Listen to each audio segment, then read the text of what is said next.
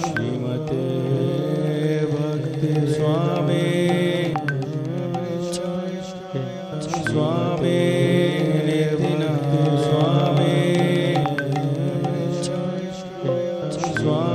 नमस्ते सरस्वती देवे गौरवाणी प्रचारिणे गौरवाणी प्रचारिणे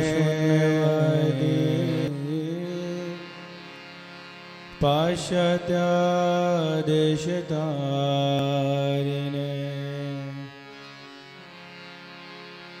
श्री कृष्ण चैतन्य प्रभु नित्यानंद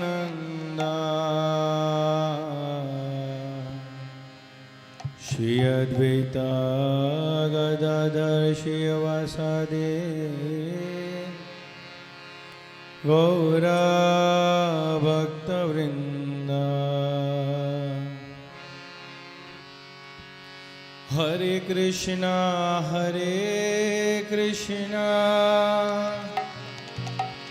कृष्णा कृष्णा हरे हरे हरे राम हरे राम हरे राम राम हरे हरे हरे राम राम हरे राम राम हरे राम राम हरे राम। हरे कृष्णा। तो अभी हम लोग वैष्णव भजन गाएंगे, ये बड़ो करुणा करें। तो आप सभी अपने निकाल से हरे कृष्णा। तो अभी हम लोग वैष्णव भजन गाएंगे, ये बड़ो करुणा करें। तो आप सभी अपने निकाल से हरे कृष्णा। तो अभी हम लोग वैष्णव भजन गाएंगे, ये बड़ो करुणा करें।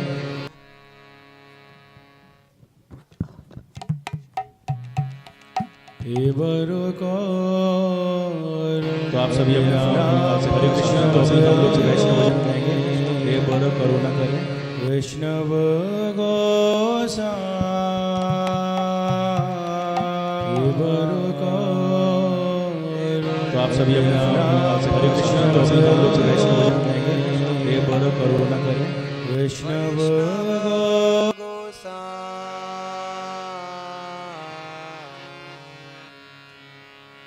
हे बड़ो करुणा करो वैष्णव गोसाई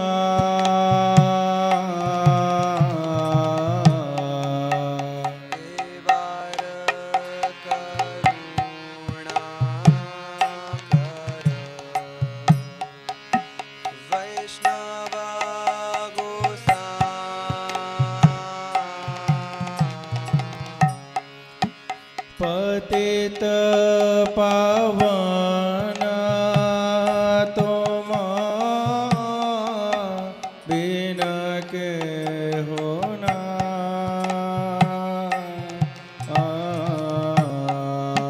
पतित पावन तुम बिन के होना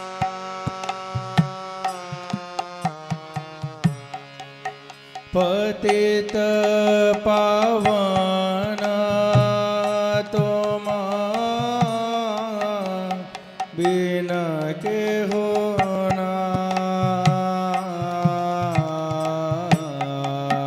पतित पावन तुम बिन के होना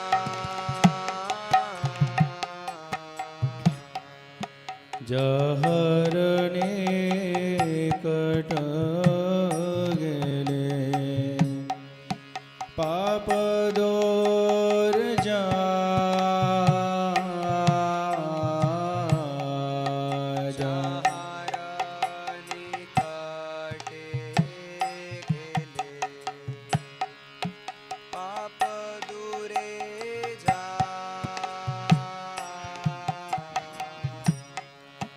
जहर कटे गेले पाप दूर जा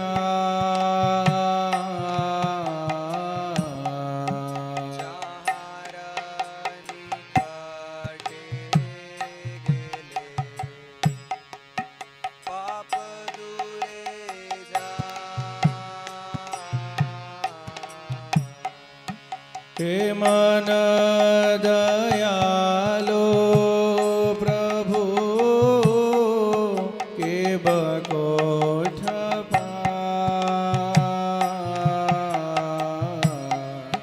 हे मन दयाल प्रभु के बकोठ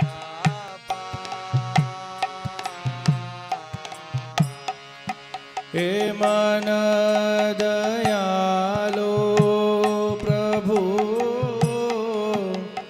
के बकोथ पाए मन दयाल प्रभु के बकोठ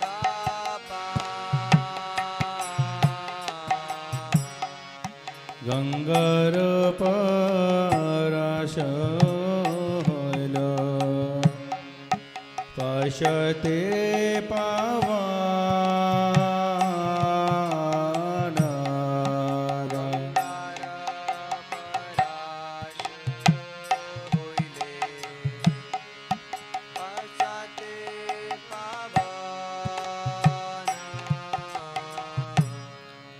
गंगर परश होइल पशते पावन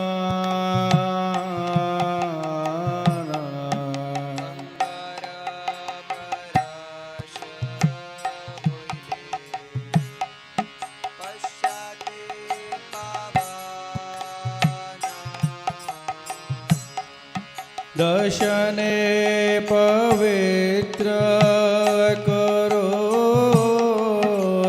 तुम्हार गो दर्शने पवित्र करा हे तुम्हारा गुण दर्शने पवित्र करो हे तुम्हार गुण दर्शना पवित्र करा हे तुम्हारा गुण ए बरो करुणा करो वैष्णव गोसाई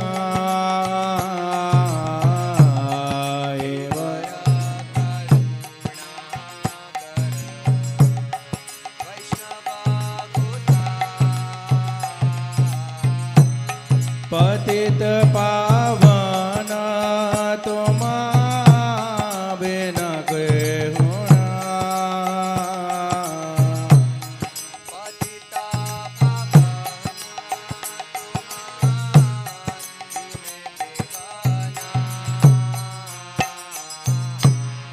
हरिस्थाने अपराधे तारे हरि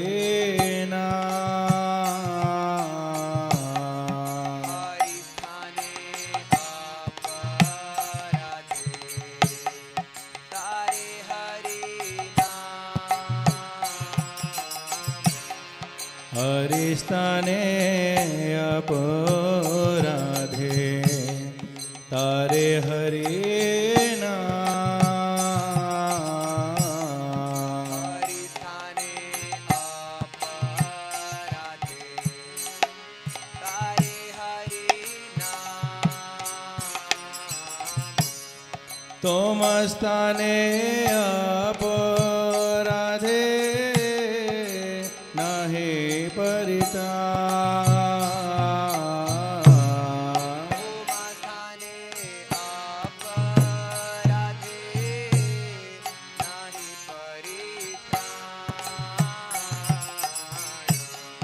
तोमस्ताने अपराधे नाहि परित्राण।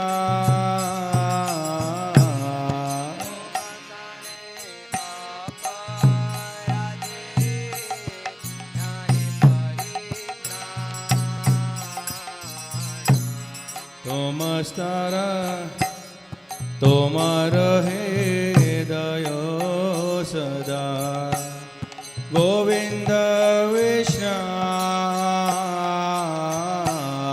तोमर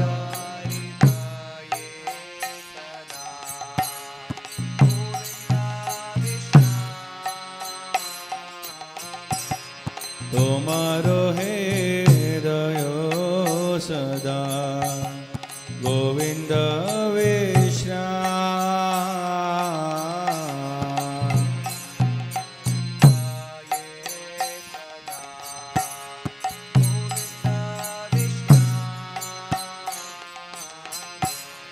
गोविंद कहे ना मोरा वैष्णव परा।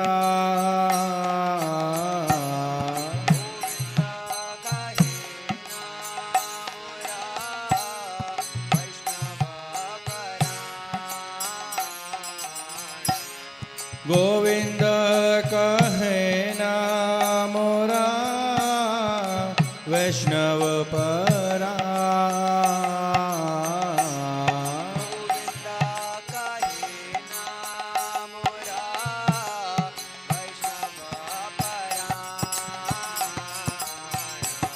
हे बरो करुणा करो वैष्णव गोसाई।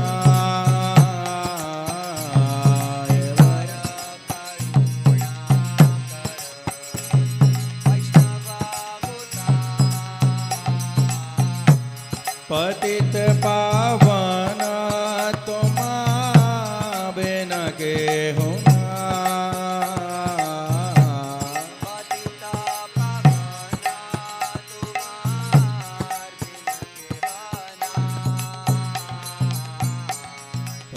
जन्मे कोरी आशा चरणे रधूली। जन्मे कोरी आशा चरणे रधूली।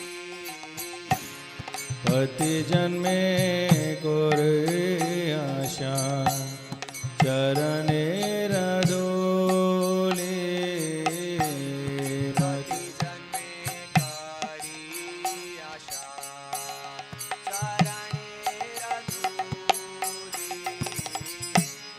नरोत्तम करो दया अपनार बोले।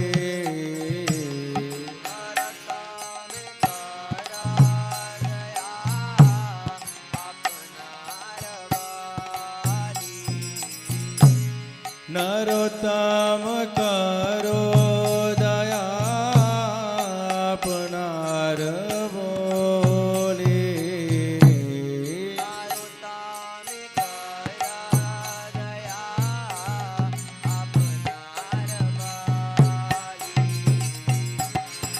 बर करुणा करो वैष्णव गोसाई।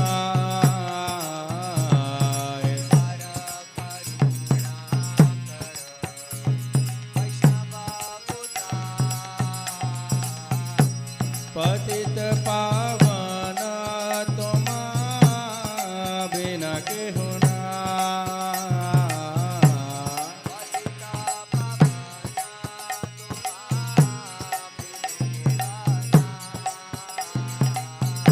पतित पवन तुम बिन के होना।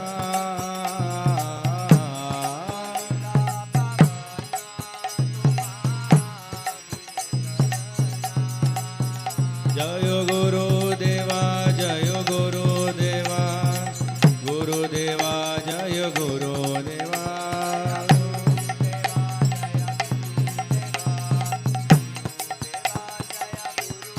जय भगवत्पादा जय पदा जय भगवत पदा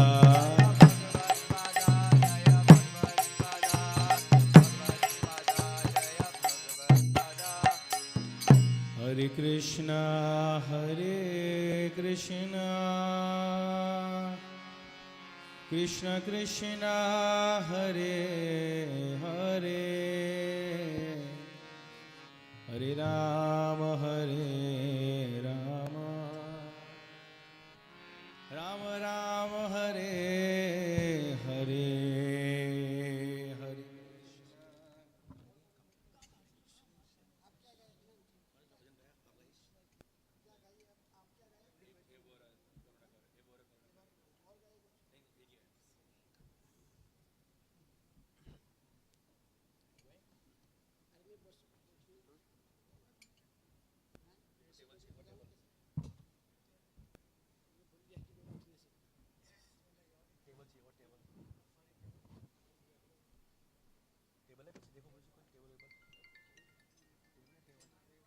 टेबल भागवत वाला ले आओ।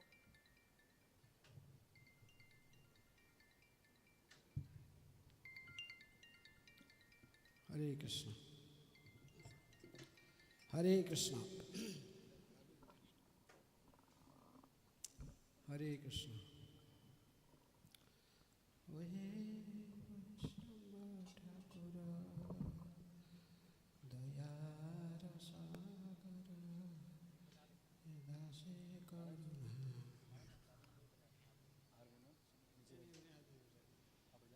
मैं गाऊंगा, मैं बजाऊंगा, मैं गाऊंगा दूसरा बजाएगा तो गड़बड़ी हो सकता है।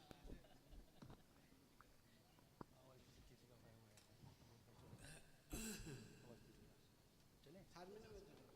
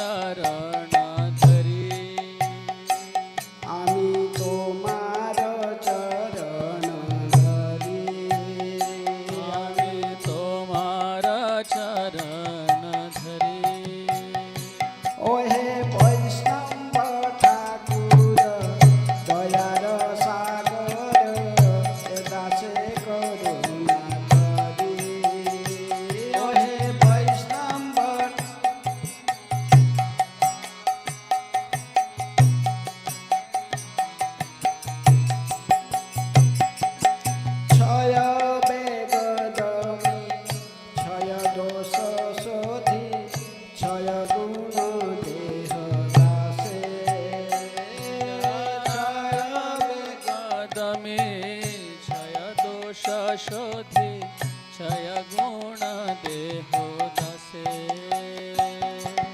क्षय वेगदमी क्षय दोष शोधि क्षय गुण देह दासे क्षय वेगदमे क्षय गुण शोधि क्षय गुण देहो दासे क्षय सतसंग देह हे आमारे क्षय सतसंग देहो हे आमारे क्षय सतसंग देह हे आमारे क्षय सतसंग देहो हे आमारे बसेछि संगेर आसे आमी बसेछि संगेर आसे आमी बसेछि संगेर आसे आमी बसेछि संगेर आसे वैष्णव ठाकुर दयार सागर हे दासे करुणा करी ओहे वैष्णव ठाकुर दयार सागर हे दासे एकाकी आमार नाही पाए बळ हरिनाम संकीर्तने एकाकी आमा नाही पाए बार हरिनाम संकीर्तने एकाकी आमार नाही पाए बळ हरिनाम संकीर्तने एकाकी आमा नाही पाए बार हरिनाम संकीर्तने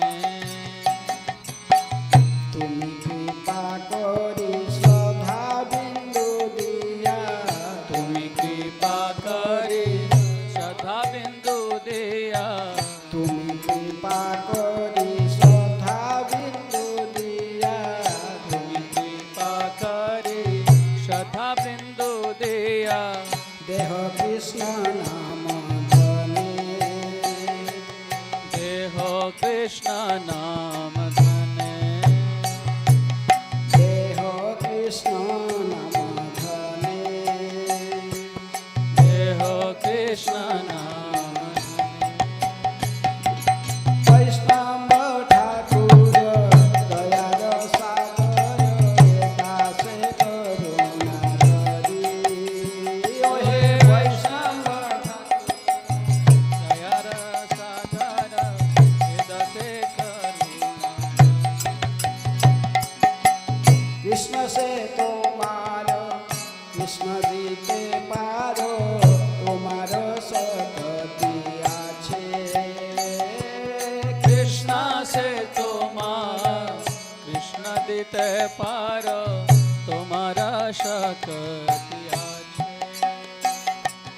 কৃষ্ণ সে তোমার কৃষ্ণ দিতে পারো তোমার শক্তি আছে कृष्ण से तुम्हार कृष्ण दिते पारो तुम्हारा शक्ति আছে আমি তো কাঙ্গাল কৃষ্ণ কৃষ্ণ বলি আমি তো कंगाल कृष्ण कृष्ण बोले আমি তো কাঙ্গাল কৃষ্ণ কৃষ্ণ বলি আমি তো कंगाल कृष्ण कृष्ण बोले ধাই তব পাছে পাছে আমি भाई तव पाछे पाछे আমি ধাই তব পাছে পাছে আমি ভাই তব পাছে পাছে ওহে বৈষ্ণব ঠাকুর দয়ার সাগর হে দাসে করুণা করি ওহে বৈষ্ণব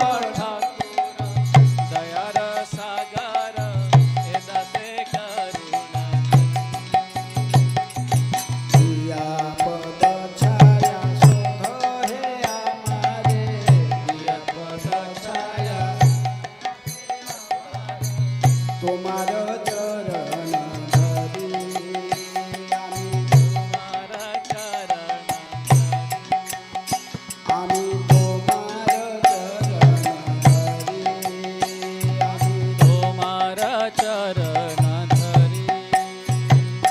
हरे कृष्णा कृष्ण कृष्ण हरे हरे, हरे राम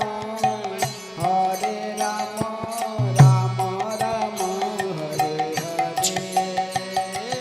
हरे कृष्णा कृष्ण कृष्ण हरे हरे, हरे राम राम राम हरे हरे। हरे कृष्णा कृष्ण कृष्ण हरे हरे, हरे राम राम राम हरे हरे। हरे कृष्णा कृष्ण कृष्ण हरे हरे, हरे राम राम राम हरे हरे। हरे कृष्णा कृष्ण कृष्ण हरे हरे, हरे राम राम राम हरे हरे। हरे कृष्णा कृष्ण कृष्ण हरे हरे, हरे राम राम राम हरे हरे। हरे कृष्णा कृष्ण कृष्ण हरे हरे, हरे राम राम हरे हरे। हरे कृष्णा कृष्ण कृष्ण हरे हरे, हरे राम राम राम हरे हरे। कृष्ण कृष्ण कृष्ण हरे हरे, हरे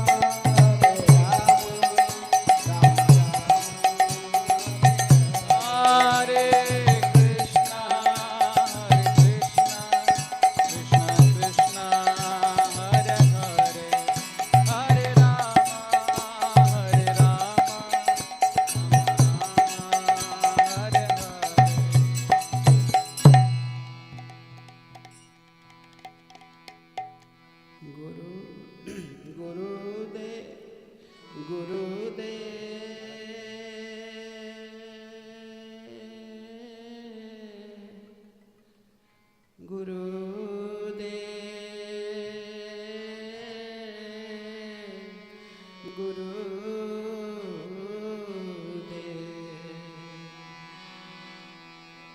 गुरुदेव कृपा बिंदु दिया करो ये दासे तृणापेक्षा कीना।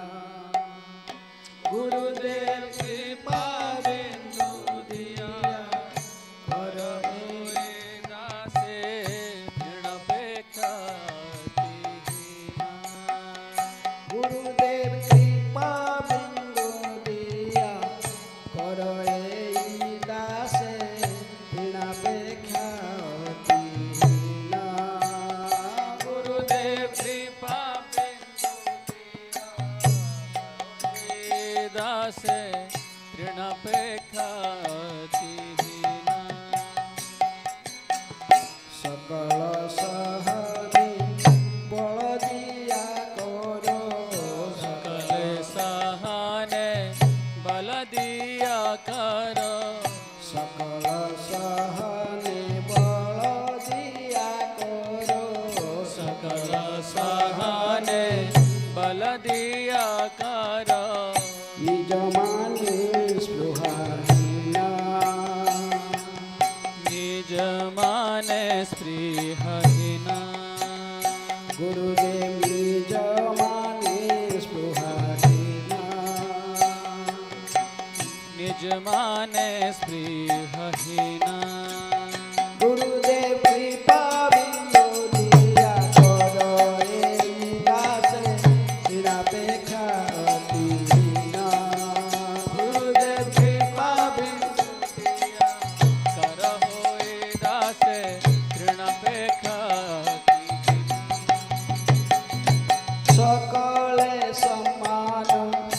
করিতে সকতি দেহনাথ যথা যথা सकले सम्मान करिते शकति देहनाथ जथा जथा সকলে সম্মান করিতে সকতি দেহনাথ যথা যথা सकले सम्मान करिते शकति देहनाथ जथा जथा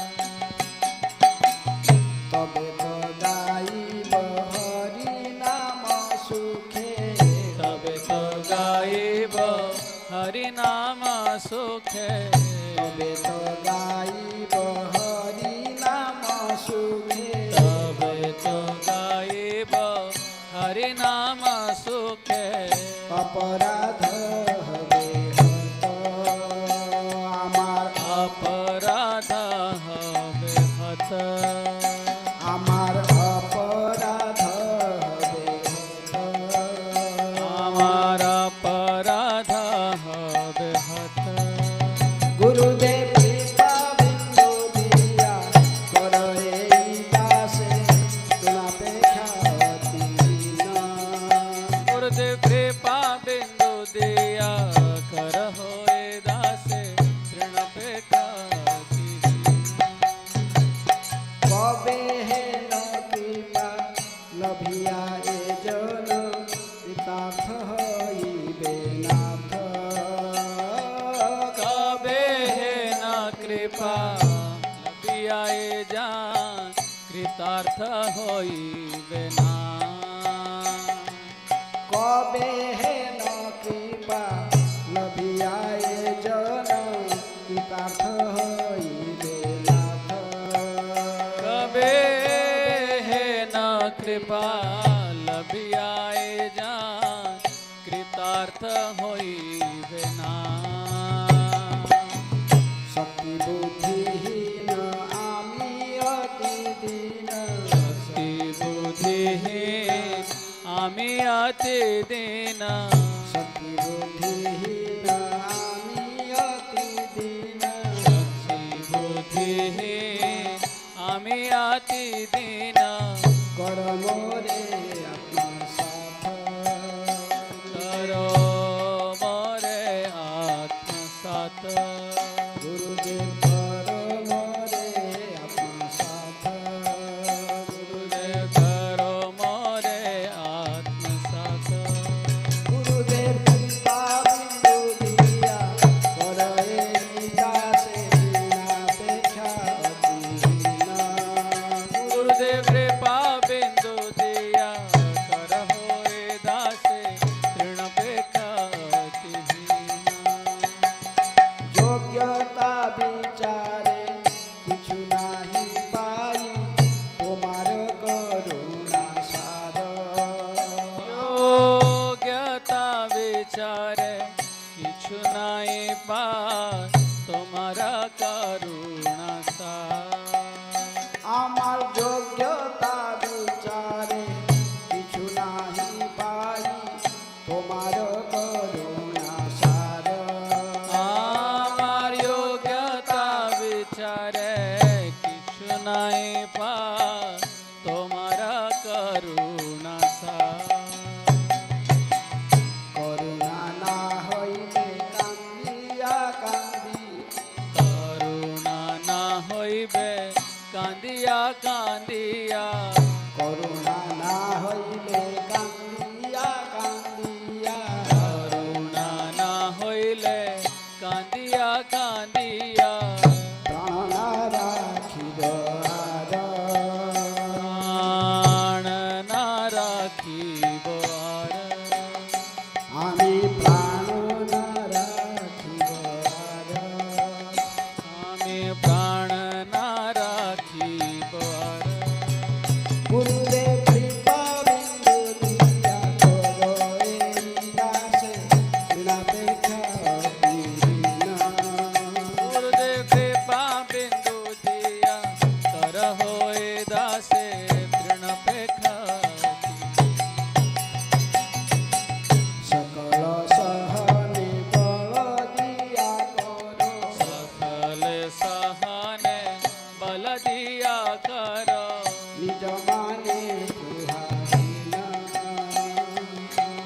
जमाने स्पृहहीना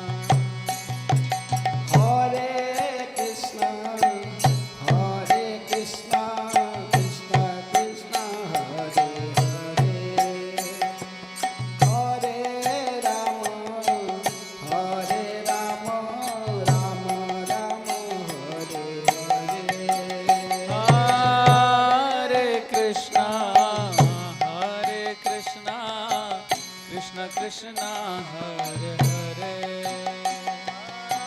Hare Rama, Hare Rama, Rama Rama, Hare Hare. Hare Krishna, Krishna Krishna, Hare Hare, Hare Rama, Rama Rama, Hare Hare.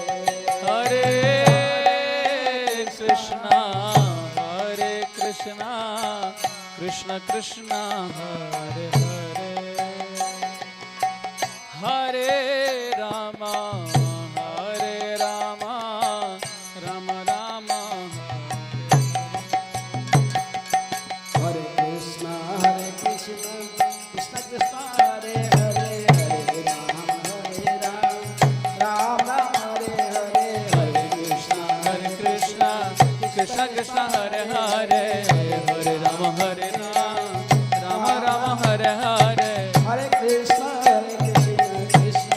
Hare Hare, Hare Rama, Ram Ram, Hare Hare, Hare Krishna, Krishna Krishna, Hare Hare, Hare Rama, Rama Rama, Hare Hare.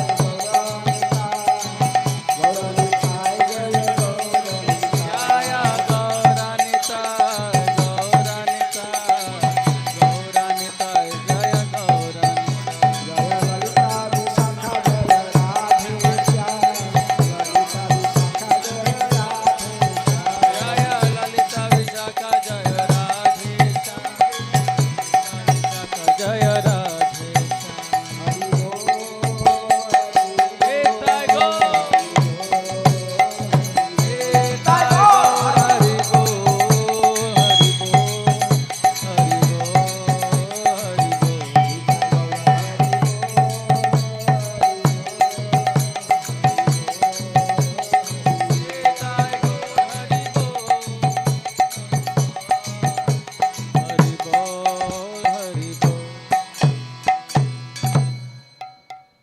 Hare Hare Krishna, thank you, His Holiness. Hare Krishna, Hare Krishna. At the back, they're not saying Hare Krishna. Hare Krishna! Today is most auspicious day.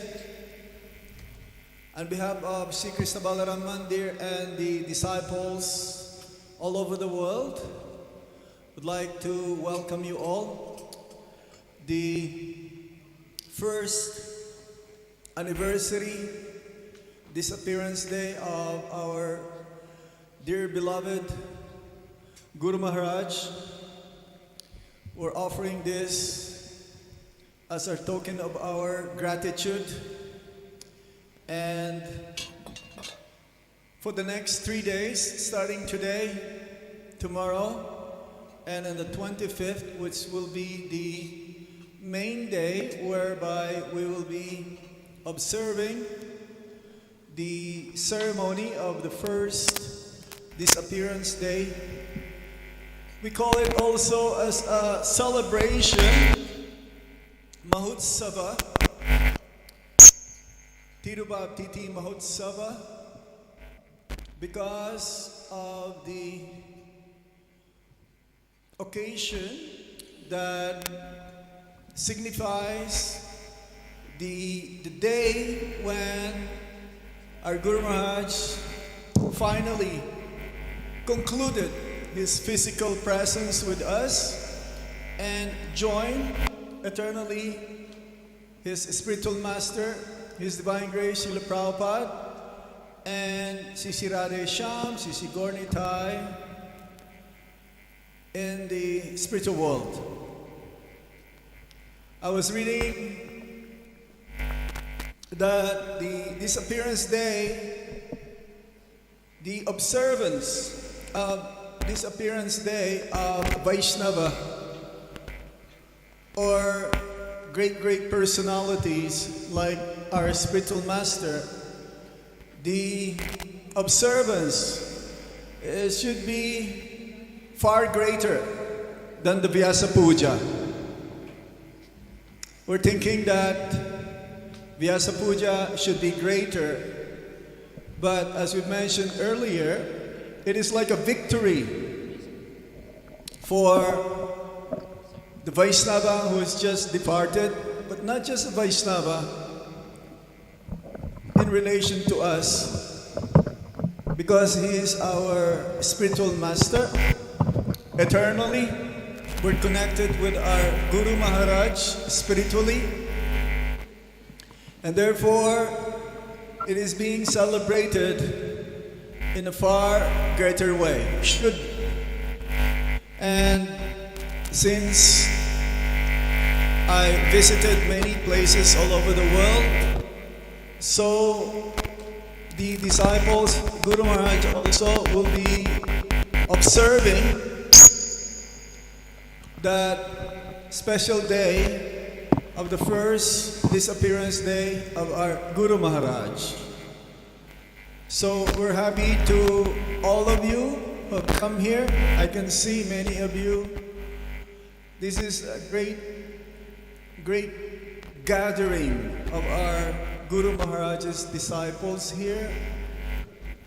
Many of you were not able to come last year in the last rites that we had for our Guru Maharaj.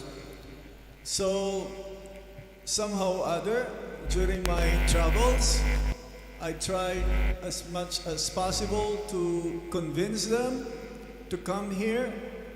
And some of you also were here last year, but I've seen many God brothers and God sisters, they're not able to come last year, and they are here with us today. So it is also a great opportunity to know each other, try to have dialogue or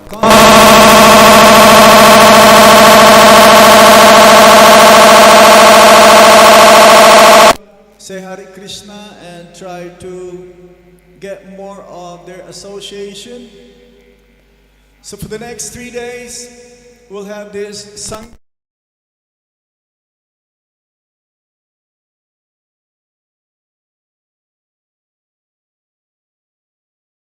Day of Guru Maharaj. I have a list here of many disciples of Guru Maharaj who would like to give their recollections, memories, glorifying our Guru Maharaj. So I'm sure not everyone may not be able to also ask them to speak, but we would try our very best. And if somehow, if you wish to speak, glorifying Guru Maharaj, we will ask you to please give your names to Dharmatma Prabhu. Our Dharmatma Prabhu is our, you know Dharmatma Prabhu. No, he's not Dharmatma Prabhu, he is Pradyumna Prabhu. Yes, Dharmatma Prabhu is somewhere around here. So, before we proceed the glorification, we would like to have Ishani Mataji, who also traveled with us for many, many years, along with Guru Maharaj, especially going to North American trips and Moscow or in Russia. She traveled with us. She's like the official photographer of Guru Maharaj. She will have a presentation, a 10-minute presentation or slideshow, which we'll be able to see in this big screen. We have some water containers there, so if you're a little thirsty, you may proceed that way and get your water, just in case you get thirsty. So, are you ready? Yes, Udababandu Prabhu also making sure that this is live. So all of our God brothers and followers at Guru Maharaj will be able to have that opportunity to see and have these festivities be able to available for them. So that's in YouTube, ISKCON Vrindavan Live. Hare Krishna.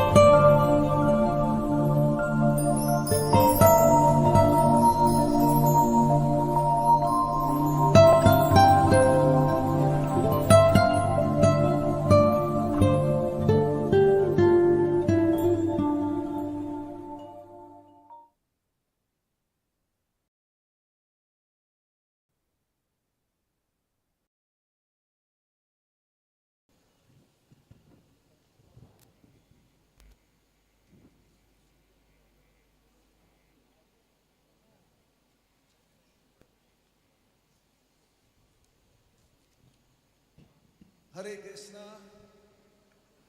Now we'll start the glorification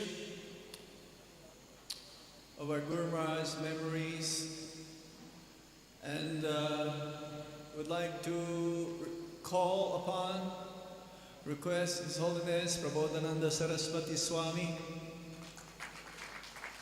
being one of the most senior disciples of Guru Maharaj, and he's the first one who was awarded the sannyas ashram, in the sannyas ashram. So Maharaj will now proceed towards. For now,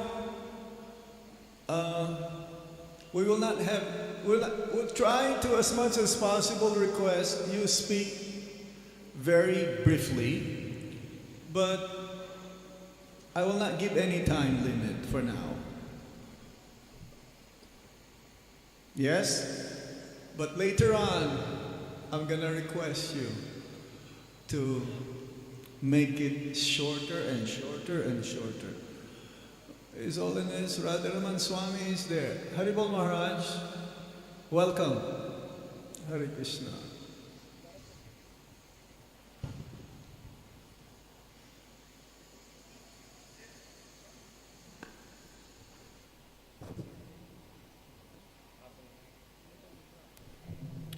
Hare Krishna. Namo Om Vishnupadaya Krishna Prasthaya Bhutale Srimate Gopal Krishna Goswami Niti Namini Prabhupada Sahityam Jeha Prakashya Vitirecha Pracharam Kritavan Sadhu Bhagavatpadaya Namo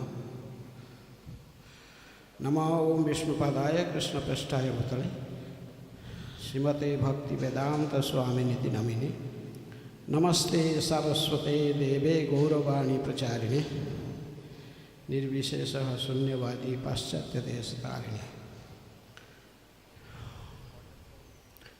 Hare Krishna. तो आज I speak in Hindi or English?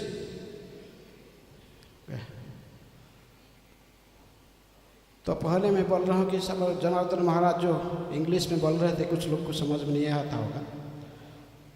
तो महाराज बोल रहे थे कि गुरु महाराज का आविर्भाव व्यास पूजा से अधिक महत्वपूर्ण है वैष्णव की तिरोभाव की जो उत्सव मनाया जा रहा है, ये अधिक महत्वपूर्ण है, ये कह रहे थे। ऐसा ही कहा था कि वैष्णव देव अपीयरेंस एंड डिसअपीयरेंस, आविर्भाव और तिरोभाव दोनों ही महत्वपूर्ण है वैष्णव की। भक्ति विनोद ठाकुर कहते कि ही रीजनशील who thinks that Vaishnava die, thou art is living still and sound, Vaishnavas die to live and living spread holy name around. वैष्णव सदा मर कर भी अमर रहते हैं, कभी मरते नहीं हैं। ये सब गलत सोचना है कि वैष्णव की मृत्यु हो गया। वैष्णव जब तक के धरा पर जीवित रहते हैं, सदा हरिनाम के प्रचार में लगे रहते हैं। जब नित्य लीला में प्रवेश कर जाते हैं तो फिर भगवान की नित्य सेवा में फिर जुड़ जाते हैं। तो इसलिए आज एक महान दिवस है जो हम सभी एकत्रित हुए हैं, सारे वैष्णव, सारे में जो गुरु भाई और गुरु बहन लोग सब इकट्ठे हुए हैं। हमारे गुरु महाराज हिज होलीनेस गोपाल कृष्ण गोस्वामी महाराज की गुणगान करने के लिए, उनके स्मरण करने के लिए। वैष्णव मेरे गुणगान करिले जीवे रत्राम सुनिए साधु गुरु मुखे। साधु गुरु को मुख में मैं ये श्रवण किया हूँ कि जब वैष्णव की गुणगान किया जाता है उसी से ही बद्ध जीवों की परित्राण व उद्धार होता है। तो ऐसे अवसर आज प्राप्त हुआ है। हमारे गुरु महाराज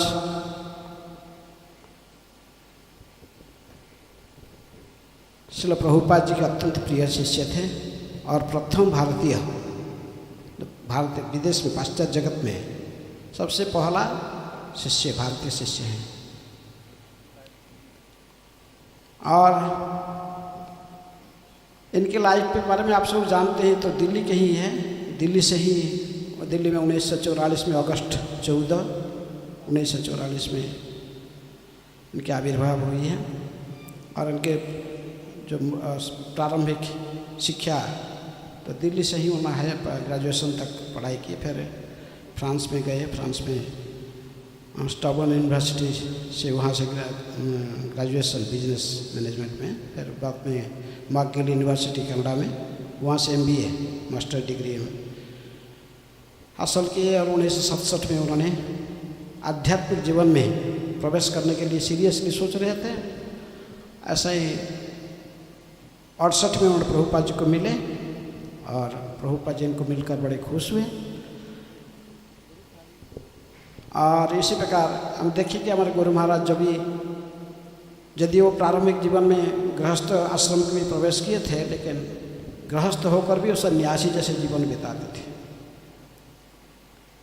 आज मुझे स्मरण हो रहा, हम जब भक्ति शास्त्र कर रहे थे BIG में पढ़ रहे थे, तो वैसे उन दिनों में तो भक्त ऐसे बड़े बड़े सन्यासी लोग क्लास ले रहे थे। जय महाराज क्लास ले रहे थे। 6ठे अध्याय की पहला श्लोक पढ़ा रहे थे भगवद गीता की। अनाश्रित कर्मफल कार्यं कर्म करोति च स योगी च सन्यासी न निरग्नि न चाक्रिया। वही योगी है और सन्यासी जो अनाश्रित का कर्मफल में आशा न रखते हुए केवल गुरु कृष्ण की प्रसन्नता के लिए कर्म करता है। उस श्लोक को जब उन्होंने एक्सप्लेन कर रहे थे, उन्होंने कहते थे कि इसकी प्रैक्टिकल एग्जाम्पल मैं आपको दे रहा हूँ। कल न्यूयॉर्क में एक बार प्रभुपाद जी गीता क्लास दे रहे थे। सब सन्यासी लोग बैठे हुए थे, दंडाधारी के सब बड़े बड़े सन्यासी उपस्थित थे। क्लास चल रहा था। उसी समय किसी व्यक्ति ने बाहर में बारना में से ही वॉकिंग कर रहा था, जा रहे थे, लेकिन पैंट शर्ट टाई बंधा हुआ था। वो थे हमारे परम आराध्य गुरुदेव हिज वर्निश गोपाल कृष्ण गोस्वामी महाराज। उस दिनों में गोपाल कृष्ण दास कृत्य थे, लेकिन उन्होंने बोला है क्लास बंद करी। प्रभुपाद जी ने बोला है, वो अंदर में आए कि उस दिन उनको तनख्वाह मिला था। वो पेप्सी कोला कंपनी में मार्केटिंग मैनेजिंग डायरेक्टर थे, तो उनको उस दिन तनख्वाह मिला था। पूरा तनख्वाह प्रभुपाद जी को देने के लिए आए थे। प्रभुपाद जी बोले, तो उनको खड़े हुए सामने खड़ा गए, सबको बोले देखो आप लोग सब औपचारिक रूप से सन्यासी बने हो, लेकिन ये रियल सन्यासी है कि आप जैसे दंडे धारण करी वैसे ये भी दंडा धारण कर सकता था। ये तो पूरा संपूर्ण सब कुछ छोड़ के इसका में ज्वाइन करना चाहता था फुल टाइम, लेकिन मैंने कहने पर ये नौकरी कृष्ण के लिए कर रहा है। और एक 9 पैसे का जब में नहीं है, पूरा पैसा लाकर इस मूवमेंट को आगे बढ़ाने के लिए, मेरी प्रसन्नता के लिए मुझे ही दे रहा है। यही सन्यासी है, यही योगी है। दोस्तों, हम देखेंगे प्रारंभिक जीवन से कैसे हमारे गुरु महाराज पूरे समर्पित थे, संपूर्ण रूप में प्रभुपाद जी के चरण में 100% सरेंडर। तो हमें उस स्तर में गुरु के चरणों में शरणागत होना इतने आसान नहीं है, लेकिन फिर भी ये हमारा लक्ष्य होना चाहिए। श्रील प्रभुपाद जी ने हमें ये पहले गुरुवाष्टकम मंगलारती में गुरुवाष्टकम गाने के लिए दिए हैं। यदि वो गौर निताय कृष्ण बलराम राधा श्याम सुंदर की आरती होगी, लेकिन हमें गाएंगे क्या? यहाँ तो गाते हैं, ठीक है, क्योंकि हम प्रभुपाद जी की समाधि में संसार दावन गाते हैं, लेकिन प्राय इस्कॉन के सभी मंदिर में संसार दावन गाते, गुरुवाष्टक गाते हैं। कि प्रभुपाद जी चाहते थे कि इसको समझें, आध्यात्मिक जीवन का रहस्य क्या है, सफलता का रहस्य क्या है। जस्य प्रसादात भगवत प्रसादो, जस्य अप्रसादान न गति कुतो भी। जिनकी प्रसन्नता से कृष्ण प्रसन्न होते हैं और जो अप्रसन्न होने से कृष्ण ही अप्रसन्न हो जाते हैं। तो इसलिए हम सभी प्रयास करना चाहिए। गुरु की सेवा में 2 प्रकार की वपु और वाणी से किया जाता है। बपू सेवा सब समय उपलब्ध नहीं है, व सभी को भी सभी के लिए भी उपलब्ध नहीं है, लेकिन वाणी सेवा सब समय हमारा पास है। हमें वाणी सेवा को जीवन में उतार सकते हैं। इसलिए प्रभुपाद जी ने भी अपने आदर्श में देखा है, उन्होंने अपने गुरु के जो वाणी था उसी को जीवन में उतारे तो उनके सब कुछ सफलता प्राप्त हुआ, जीवन की सिद्धि प्राप्त हुआ। इसलिए कहते गुरु मुख पद्म वाक्य चिते ते करिया ऐक्य आर न करिय मने आशा। तो इसी प्रकार श्री प्रभुपाद जी हमारे पूर्ववर्त आचार्य लोग ने देखा है, जो उदाहरण दिए हैं। अवश्य गुरु महाराज की सेवा हमें केवल जब नया भक्त थे तो उस समय हमको नया भक्त में ही मैं गुरु महाराज के प्रति विशेष अटैच था। तो महाराज के रूम में झाड़ू लगाना, सफाई करना, बाथरूम तक भी क्लीनिंग करना, महाराज के कपड़ा धोना, कपड़ा सूख, ये सब काम प्रारंभिक से किया था। कई साल 4-5 साल पहले प्रारंभिक दिन में। नहीं तो आप देख सकते हो कोई इसका में कोई विशेष ऐसा कोई कुछ जमींदारी लेकर ऐसे सेवा नहीं की। दीक्षा के समय में मैं गुरु महाराज को पूछा था मेरे लिए क्या आदेश है। प्रभुपाद ने गुरु महाराज ने ये कहे थे कि बस you have to chant 16 rounds in the morning hours and as long as you are not finishing your chant, जब तक तुम जप समाप्त नहीं कर पाओगे, 16 माला जप नहीं करोगे, तब तक खाना नहीं पीना नहीं। तो ये आदेश था। और कहे जब सब समय प्रभुपाद जी की किताबों को पढ़ना और प्रभुपाद जी की पुस्तकों को वितरण करना, तो ये आदेश था। बाद में कोई यदि कभी कुछ कोई कहता था कि गुरु महाराज को कि इनको भी कुछ जमींदारी दो, कुछ मैनेजमेंट करे, कुछ और कुछ घर से पढ़े लिखे लड़का है, तो महाराज कहता कि वो बाबा है, वो नहीं करेगा। तो बोला अच्छा है, हमारे गुरु जी के ऐसे ही हमारा इम्प्रेशन है, ठीक है। तभी तो इस प्रकार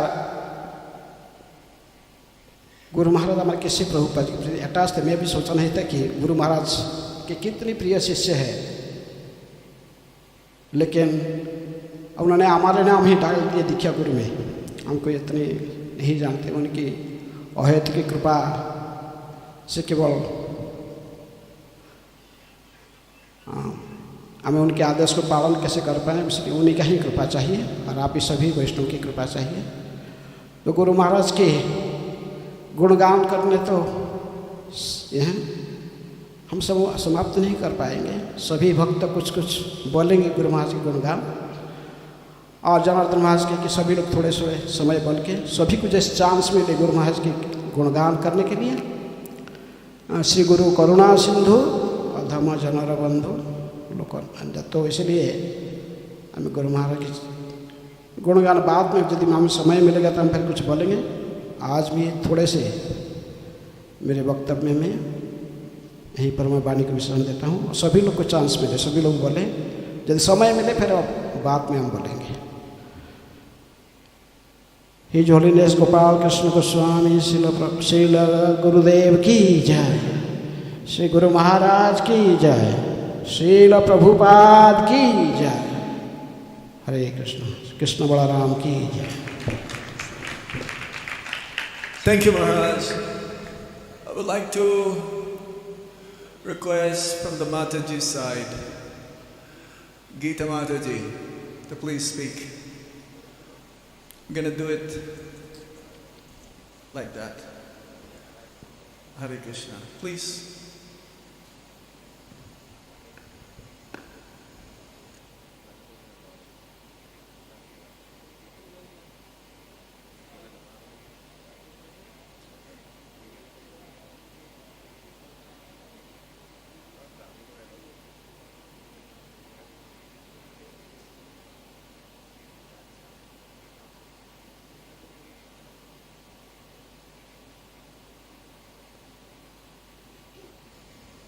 Next speaker will be Pradyumna Prabhu.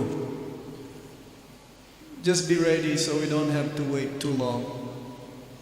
He's one of the first disciples of Guru Maharaj in India.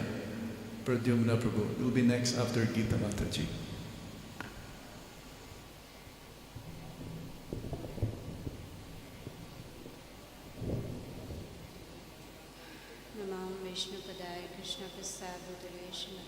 Gopal Krishna Goswami Niti Namane Prabhupadasya Sahityanya Prakasam Virja Pracharan Khidvan Sadhu Bhavat Hidayate Namaha.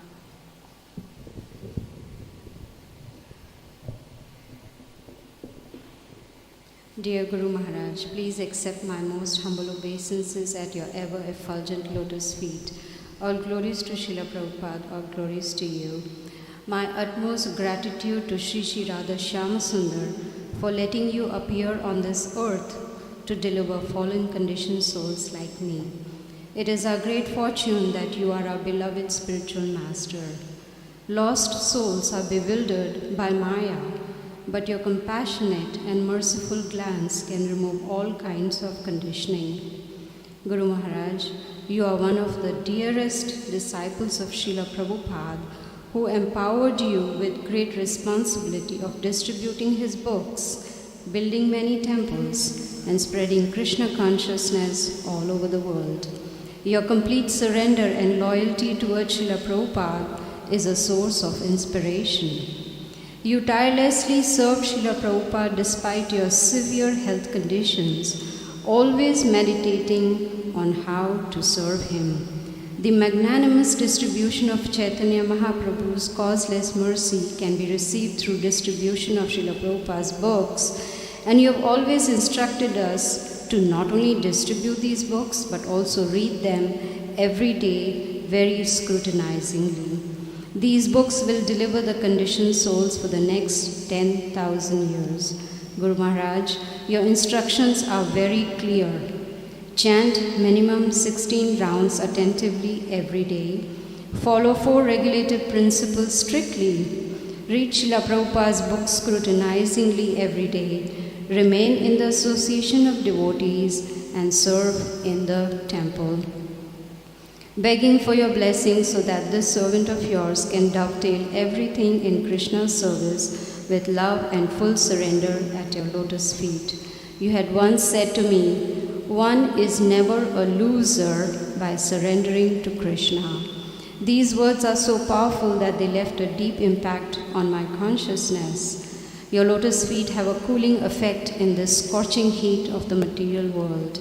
Words coming out of your lotus mouth are purifying, and your instructions are saving the conditioned souls. Your dealings with devotees and genuine care for everyone has always been a source of inspiration for me. Guru Maharaj, thank you for keeping me under your divine care with all my limitations and inabilities. Please accept my heart and soul at your lotus feet and bless me to dedicate my life in your service. There is no other hope except your mercy on this fallen soul. Please let me stay in the shelter of your lotus feet. Your fallen daughter, Gita Devi Dasi. Srila Gurudev Ki Jai. Jai. Gita Mataji, she's one of the leaders preaching in North America, specifically in Atlanta. She first joined in Mumbai. And right now there's so many Bhakti Vriksha groups in Atlanta. Where is Pradyumna Prabhu? Just now coming? There we go.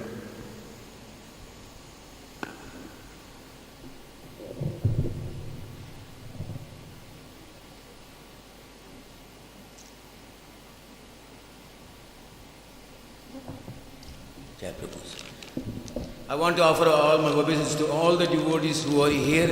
Vanchakalpatarupacha kripa sindhu bhevacha patitaram pavanebhyo Vaishnavebho Vaishnavo namo namaha.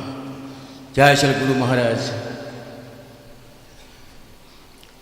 In 1982, he personally took me, he had told me in Bhakta program that I had a long hair that time. Maharaj put his head on my hand and he said, what are you going to do with that? So immediately I went down behind our temple, there is a shaver. So I went and shaved my head. And next day when Maharaj saw me, he says, you come and assist me with me. So from that day onwards, I was serving Maharaj. And every single day, Maharaj would tell me different things to do, always call and I used to go with the Mangalarti too. Night I would stay with Maharaj. And during the day, wherever he goes to the programs, whatever he did, every morning breakfast, he would come to the brahmachari with the devotees, he would take. And lunch, he would make sure with the Giriraj Maharaj, Siddhar Maharaj, and many other devotees, Bhaksari Damodar Maharaj, all these Vaishnavas used to be there in the temple. He always wanted for the unity that everybody take prasadam together. And every time people give donations or anything like that, he would always say, this money is still Prabhupada's money. And he personally came with me to Canadian consulate to get my visa. And then he told me, go and get American visa yourself. And so I went to consulate. Those days, 300 rupees, he has given me the money to go and get the visa. Then he has given me the $500 too for keeping, go to America. Then he said, Canada is very cold. So he gave me 100 rupees to go and get a sweater. So those days in Delhi, they used to sell sweaters on the street. So I went and bought a 100 rupees sweater. And I came and told Maharaj, I got the sweater. So wherever he was, he always towards Vrindavan temple.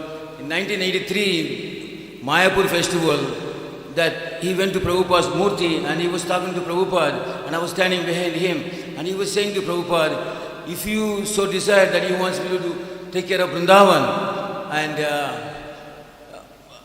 if I get the Vrindavan, I want to serve you because you always wanted me Delhi and Vrindavan. So after the GBC meetings, it was a very cheerful thing that Guru Maharaj became the GBC for Vrindavan. And it was a very glorious day that day. And also when I was getting initiated, Guru Maharaj told me, my name was Bhakta Prasad.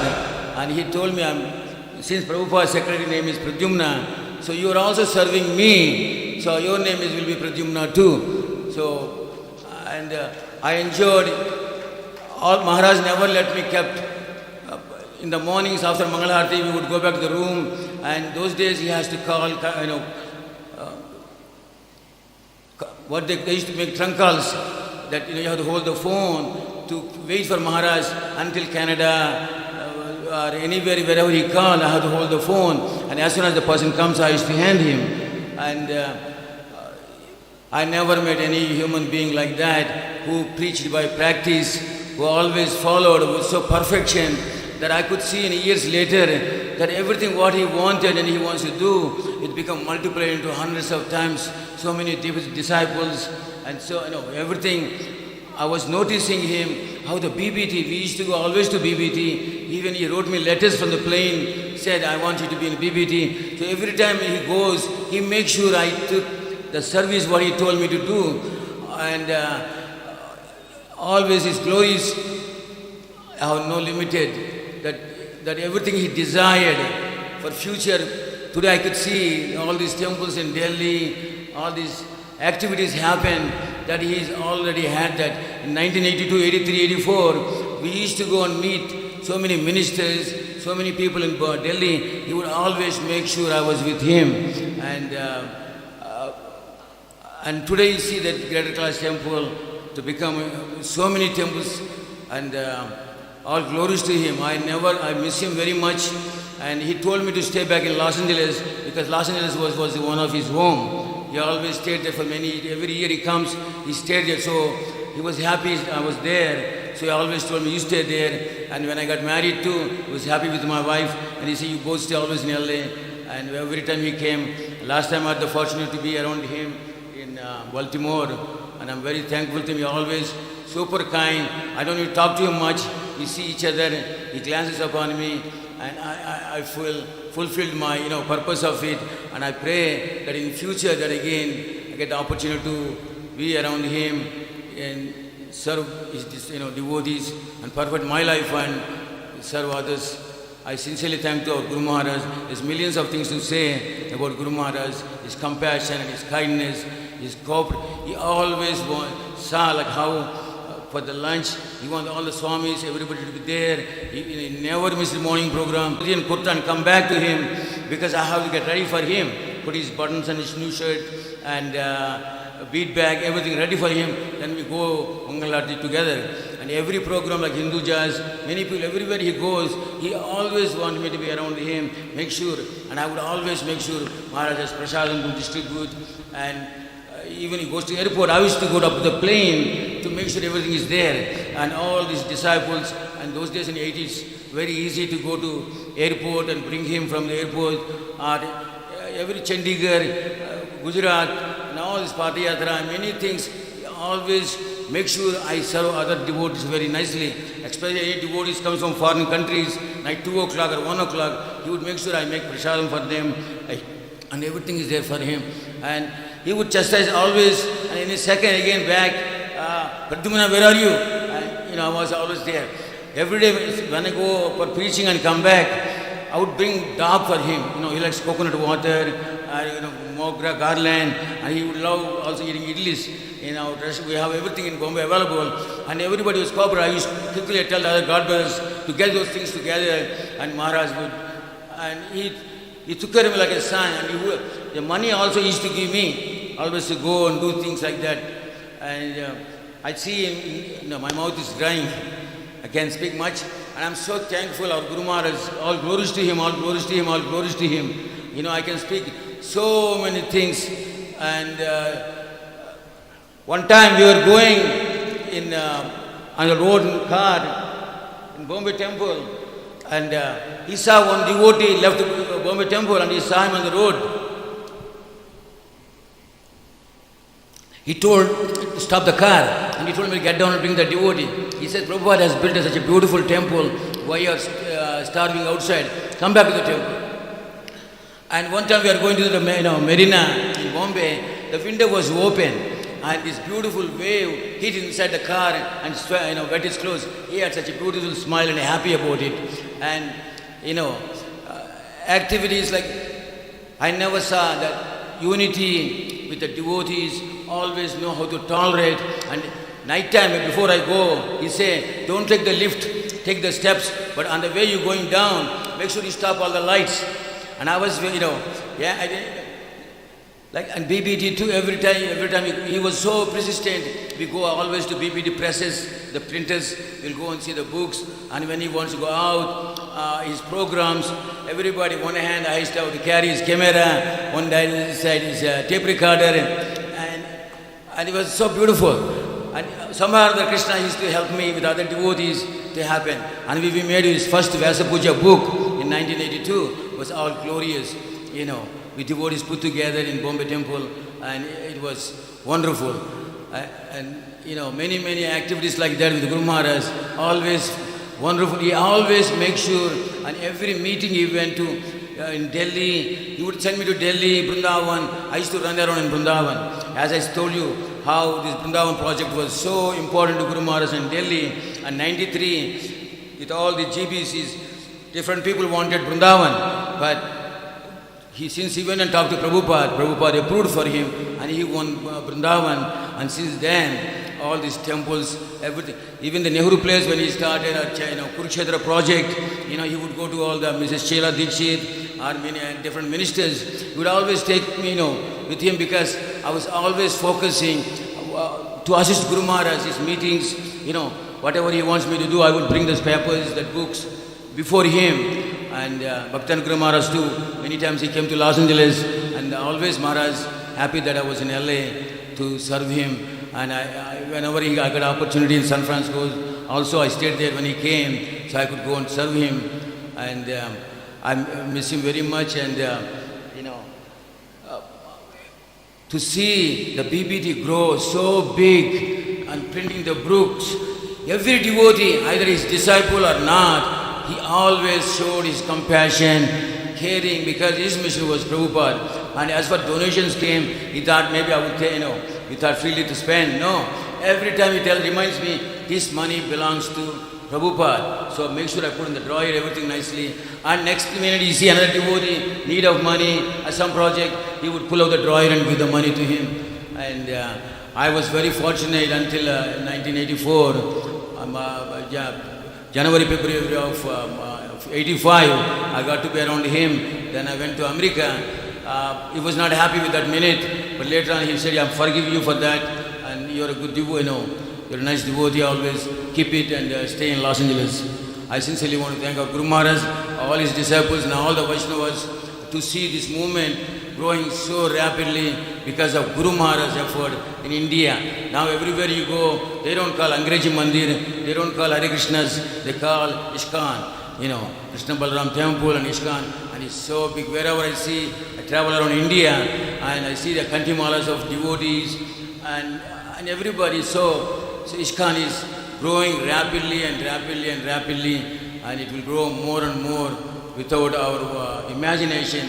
And I thank to the Guru Maharaj for that effort, especially in India. Everything he saw. One time his sister and his auntie came to the temple. So after his darshan, he told me, go to show them the temple and take them to the restaurant for prasadam. And then he stops me, he says, make sure they pay for it. They have enough money. You know, but disciples, we don't know what to do in situations like that. And with the money, with printing books, building the temples, I saw the effort of the temple in Nehru Place, how he used to go and meet the ministers and everywhere. And he always wanted to be around me, that I would learn and understand how, but my mission was always, everything should be the best for Guru Maharaj. I always make sure he always has the best prasadam, what he likes. Even he tells me, today you go with this devotee, that devotee for preaching. I will always stop the car before entering into the temple. I will get him a nice dab. He said, you're spoiling me. You know, I would make sure I'll bring things for him and offer him mogra garlands, what he likes. He likes the children too. Sometimes I used to let everybody go through, see Guru Maharaj, they have to go through me. But I always bring everybody for his darshan and make sure he has enough sweets to distribute. So he's always happy. And most conscious human being of other people and being humble, tolerant. And I live that with him in that moment, being humble and tolerant. And today I got the opportunity being with Giriraj Maharaj, Siddhar Maharaj. So many Maharathis used to be in Bombay Temple. And I got the opportunity to serve them. And so now in America too, I try to preach to the celebrities, rock stars and musicians, industrialists. I give them these beautiful books and explains to them this beautiful thing. And Guru Maharaj was happy. And last time I met him, and he told me, you're a very good devotee. I felt, satisfied by Guru Maharaj.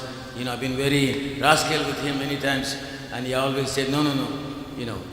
Because from the beginning, personally he taught me ABCDs because I have no idea what's going on. Only whatever he told me, I did. And I was there with him 24/7 for first few years. So I keep that in my heart, and I see anytime I see any of his devotees, disciples, anything, everything, I feel connection with him, and I see all this is most beautiful thing happening every day. And even the new bhaktas I see, I get excited and happy about it. Thank you all, Prabhu. Hare Bol! Hare Bol, Hare Krishna. Guru Maharaj Ki. So I'm just going to sit here, don't have to go anywhere, and I don't have to look at you there, they're going to see my back because the camera is here. So I'd like to call upon Jai Govinda Prabhu. He's from Vancouver, ex-temple president there, and he's one of the first Canadian disciples of Guru Maharaj in Vancouver.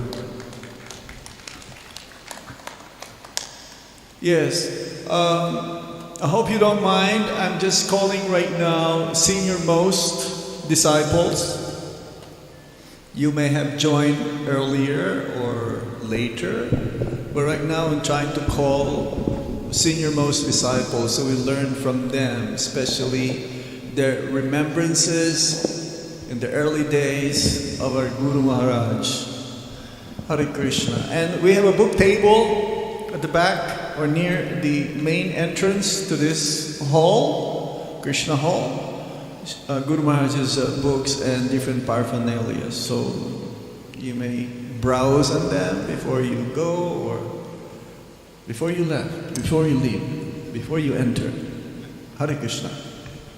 Nama Om Vishnu Padaya Krishna Prasthaya Bhutale Srimate Gopal Krishna Goswami Namane. I offer my respectful obeisances unto His Divine Grace Śrīla Gopal Krishna Goswami.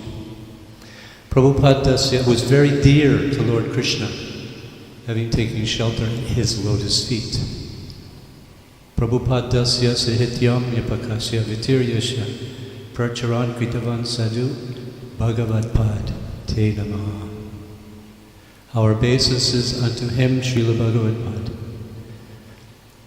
You are translating and distributing these sacred books of Srila Prabhupada, and you are engaged in excellent preaching activities. And he is still engaged in excellent preaching activities and still distributing Srila Prabhupada's books by his many, many dedicated disciples. I'm Jai Govinda Das, just for you who may not know me, I'm from Vancouver, as His Holiness Janardhan Maharaj mentioned. I was initiated in 1983 during our temple opening, and I had the very good fortune as a brahmachari to be the exclusive secretary and servant of Srila Bhagavad Pad.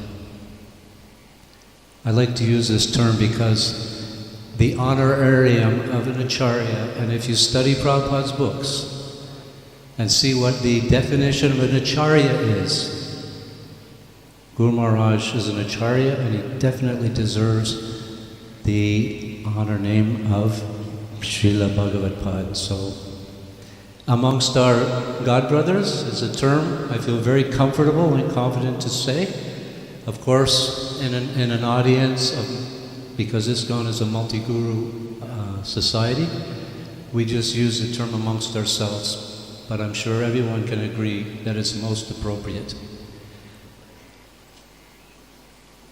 Presently, I was a temple president in Vancouver for almost 2 decades, and presently I'm a co-director for Vancouver and for ISKCON Sharanagati, the center in the rural area of British Columbia. A number of weeks ago, I was just looking through a box of paraphernalia, my nectar. I came across a small phone book. Now, many of you, especially the newer devotees, since the internet and so on, you don't know what a phone book is. They used to have these little phone books, and I had one, and I would keep it. As Guru Maharaj's servant, he would always ask me to phone different leaders around the world.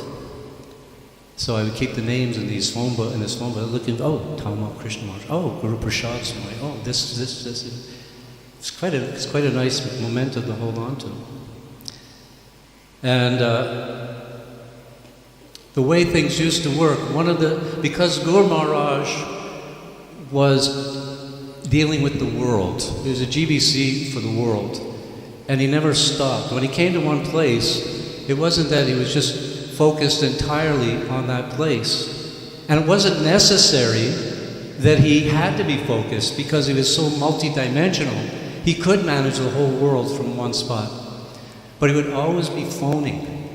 And he'd have to phone this country, that country, different places around the world. And back then, phone calls were very expensive.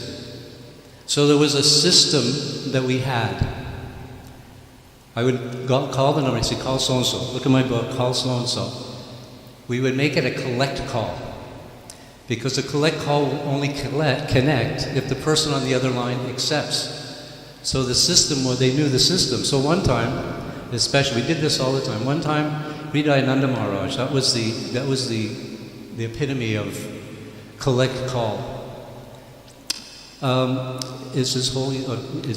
Hridayananda Maharaj is a collect call for Hridayananda Maharaj. Is he there? A call from Gopal Krishna Maharaj. Hridayananda Maharaj, are there? Oh yes, he's just parking his helicopter. He'll be here in 5 minutes. So we knew it was him, then we'd make a direct call. We'd save a lot of money that way. But then one of the biggest expenses when Maharaj would come would be the phone bill, because he'd make so many international calls. In the early days, he would travel alone. He wanted to save Krishna's Lakshmi. So he would always travel alone. And unfortunately for him, I had to be the incompetent, foolish devotee that's supposed to be his secretary and his servant. Servant was easy, secretary was hard. And back then most of my secretarial work was connecting other devotees. He'd want to speak to other devotees, like the temple president, this devotee, that devotee. And he would send me to go get them. Now, we didn't have cell phones, and not everybody had phones. So I was young, youthful, so I could do a lot of marathon running. We had 10 acres. Not like ISKCON Vrindavan or Mayapur, but 10 acres, which was sufficient to keep you healthy, running back and forth. So go get so-and-so, go get so-and-so. And I tried to please him the best I could. And he always seemed pleased. But as my role as being a secretary and servant at that time, young, new, full of false ego, just like Krishna does not like to see any of his devotees with ego, being proud or puffed up, as Srila Prabhupada say. Same with Guru Maharaj. And because I would be acting on his behalf, I could go to the temple president and say, Guru Maharaj wants it immediately, drop everything and it would get done. Immediately get done, whoever you ask. And kind of get it into the groove, I must be somebody important. And as soon as Maharaj would see that, he would come up with some way to make me feel so insignificant. One time, we would regularly go from Vancouver to Seattle because he was a GBC for Seattle. Wherever he was a GBC, he would always go and travel to that place. Wherever he had disciples, he would always go and travel to that place. One time he went to Alaska from Vancouver just for one devotee couple.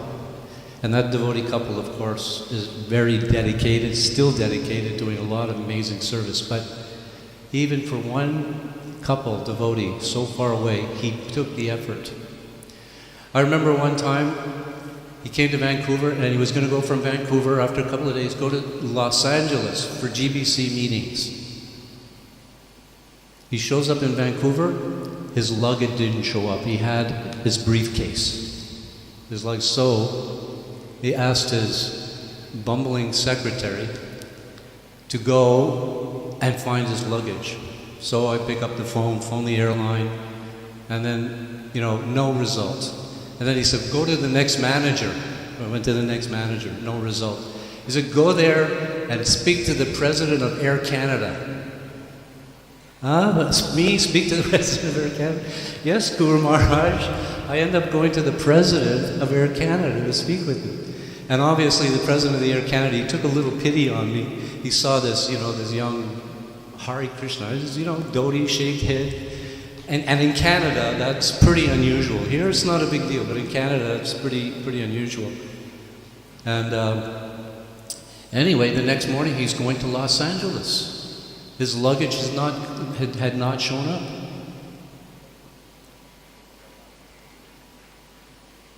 With a smile on his face, he picks up his briefcase, the only thing he had with him, goes out the door, he turns to me and says, Jai Govinda, Krishna wants me to be like the 6 Goswamis. And off he went. Śrīla Bhagavad Ki. I have a few more little notes here. Like many of you, he'd always give me the honor and the privilege to go on a morning walk with him. Even when I come to India, in Delhi, he would invite me. Chandigarh, we did Rath Yatra there, he invited me to go along. Sometimes it was just a couple of us. And as I said, he never traveled with any secretaries or entourage. He would always go on coach. I know practically everybody here is aware that he is the first initiated Indian devotee in ISKCON. Srila Prabhupada did initiate one devotee, Prabhakar, when he had the League of Devotees in 1959 in Jhansi. But when he started ISKCON, the first Indian devotee was Guru Maharaj.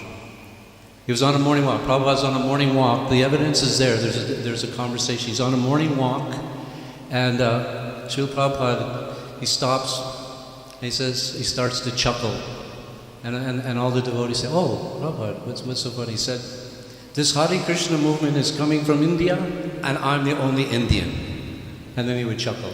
He did this a couple of times, but then in New Vrindavan, he did that, and one of the devotees said, what about Gopal Krishna Maharaj? What about Gopal Krishna? That's the evidence. Guru Maharaj was the first Indian devotee. And in North America at that time, there were hardly any Indian devotees. It was all Western body. But now by the arrangement, I'm sure it's the arrangement of Lord Chaitanya, everywhere the Indians are spreading Lord Chaitanya's movement. Prabhupada always wanted that. If you're from India, that's the quote from Chaitanya Charitamrita. From India, your responsibility is to spread Lord Chaitanya's mission, spread the topic of Krishna consciousness. And now that is happening.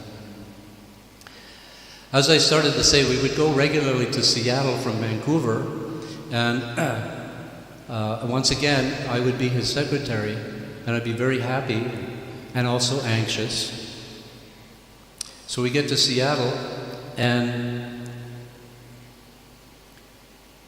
one of his godbrothers there, Tripurari, who was good standing at the time, Guru Maharaj, I'm really tired, really anxious. Guru Maharaj sees that, and he introduces me. He says, this is my disciple, Jai Govinda, and he can keep up with me.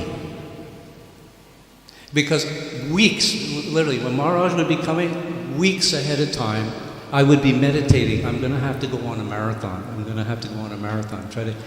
And I was feeling very proud. The next morning he gives Bhagavatam class, and he takes the verse of I Pumso Ta Paro Dharmo, first canto, chapter 2, text 6. Everybody knows. He sees that I'm proud, and then he picks up the book and he says, oh, today we're going to do a class. Even 6-month bhakta should know this verse. Well, I'm more than 6 months by this time. So he chants the verse. There's not written on the board. There's only one book. Maharaj has the book. One of the traveling Sankirtan devotees chants the verse. Another one chants it. Then he looks at me. I don't know, Maharaj. And he kind of gives a little look of disgust. Then he hands me the book. I take the book nervously. The book closes. I don't know where the verse is.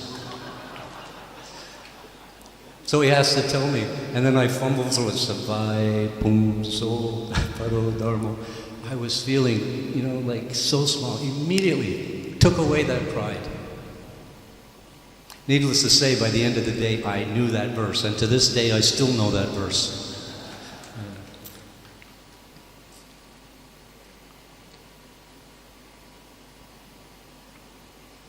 Maharaj always wanted to stay on Prabhupada ISKCON property. He could stay anywhere, but he always wanted to stay close to the deities on ISKCON property. Just like Śrīla Prabhupada in the early days, he was staying in a hut in Mayapur. Śrīla Guru Maharaj, he also wanted to stay on the temple property. So when we were married, my wife and I, and I know many of you have done the same, we would just give up our apartment.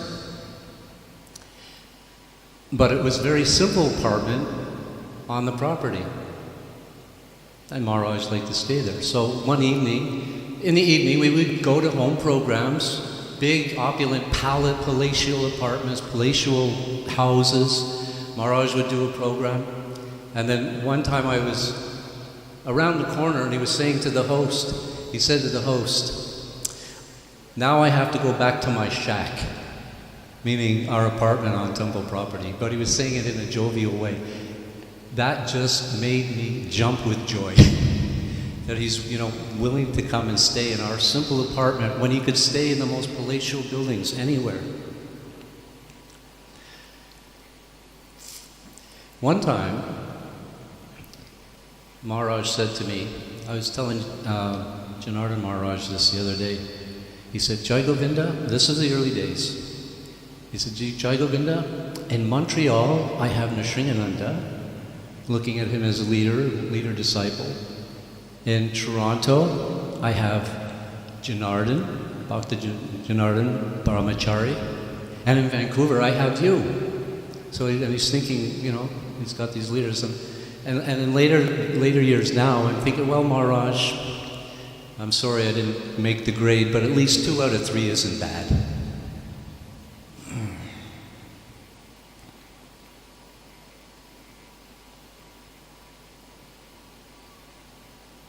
Every time he would show up at the airport, I would go and meet him.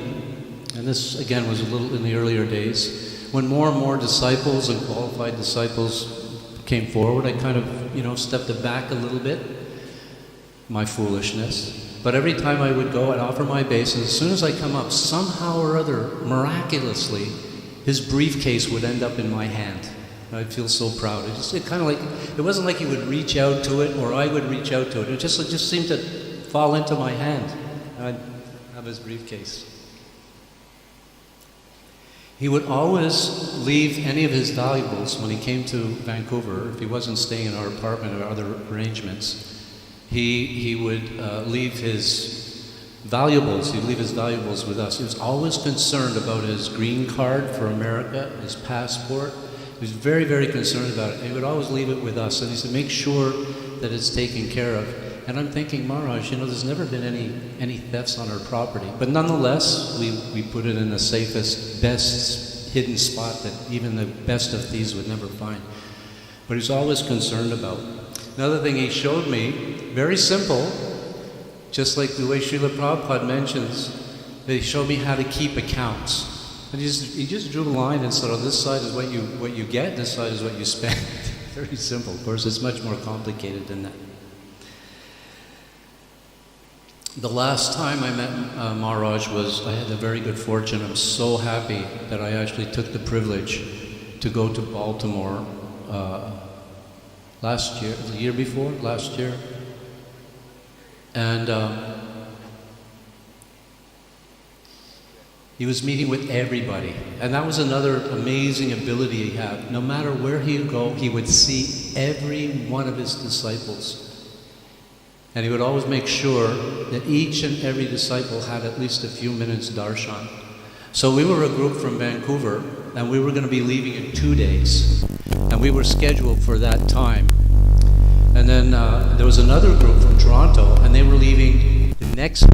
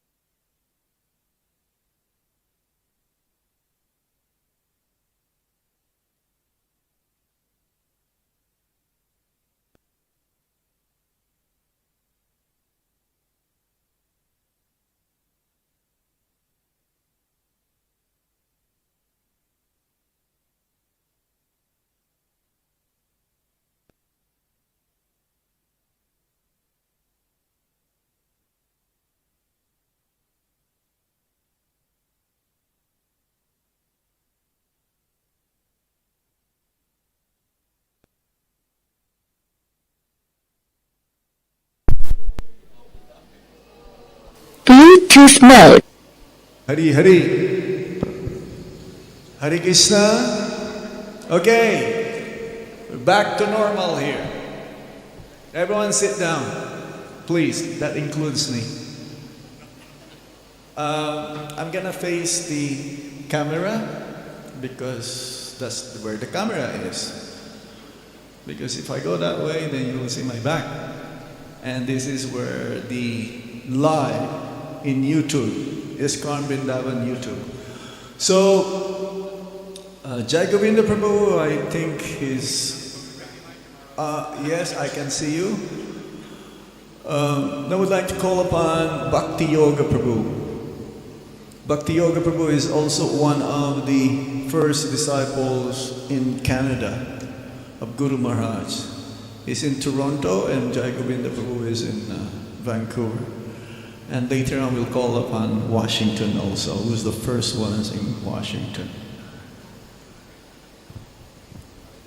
And later on also, maybe after Jai Govinda Prabhu will call on Gauramani Mataji, because she grew up in ISKCON really young age and she had darshan of Guru Maharaj just like when she was, I don't know, like this? Maybe like this. Namo Vishnu Padaya Krishna Prishthaya Bhutale Srimati Gopal Krishna Goswami Tinamini Prabhupadasya Sahityam Ya Prakasha Vitiryacha Pracharam Kritavam Sadhu Bhagavad-pāde Namaha. May I offer my respectful obeisance to Srila Bhagavad-pād, Srila Prabhupada, and all the assembled Vaishnavas. Hare Krishna. So the first time I met Gurudev, I grew up in an ISKCON that was a zonal acharya system. So we always called him Srila Bhagavad-pād until it got changed later on. So I'm still accustomed to calling him Srila Bhagavad-pād. Please bear with me. So the first time I met Srila Bhagavad-pād was in Toronto in 1982. It was the first week of July. So my service, I was a young bhakta in the Brahmacharya ashram. My service was to sweep and mop the entire temple, wash pots, clean the toilets, and help cut up vegetables for cooking. So I was mopping the temple room floor next to Lord Jagannath, and the temple president, his name was Vishwakarma. He was walking through with Maharaj and he was taking him on a tour of the temple. And so he introduced Guru Maharaj to me. And so the Guru Maharaj asked me, what is your name? And then, I was like totally lost. I couldn't remember my name. So he called me Bliss Das. So anyway, he went on his tour. He came back through there again. And he asked me, do you have any questions? And I felt like a fool. I couldn't think of a question to ask him. So I was just smiling. So he said, yes, Bliss Das. He was there for like 2 or 3 weeks. He had come for the Rath Yatra, which is usually around the 2nd or 3rd week of July every year. And so he took me under his wings, so he will take me to programs. Devotees arranged radio programs. You might have seen the famous video presentation where Guru Maharaj was in Vancouver. It was arranged in Vancouver. And so all the devotees in Canada, they were trying to think of, he came back on. They were all trying to think of programs that they can take Guru Maharaj to. So he got, in Toronto area, there were no video or no TV programs for him to go on, but several radio programs. So he would take me with him to all these radio programs. Come Bliss Das, let's go. So after 2 weeks and he was ready to go, he said, I'm coming back in September, I'll initiate you. So that was actually very, I don't tell many devotees this.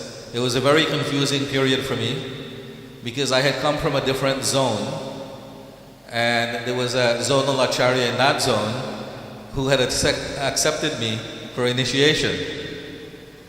And so I told the temple president, I said, like, Maharaj told me that he's going to initiate me, but I'm not going to mention the other guru's name. I'm supposed to take initiation from this other guru, and you know, I've been reciting his Guru Pranam mantra for a long time.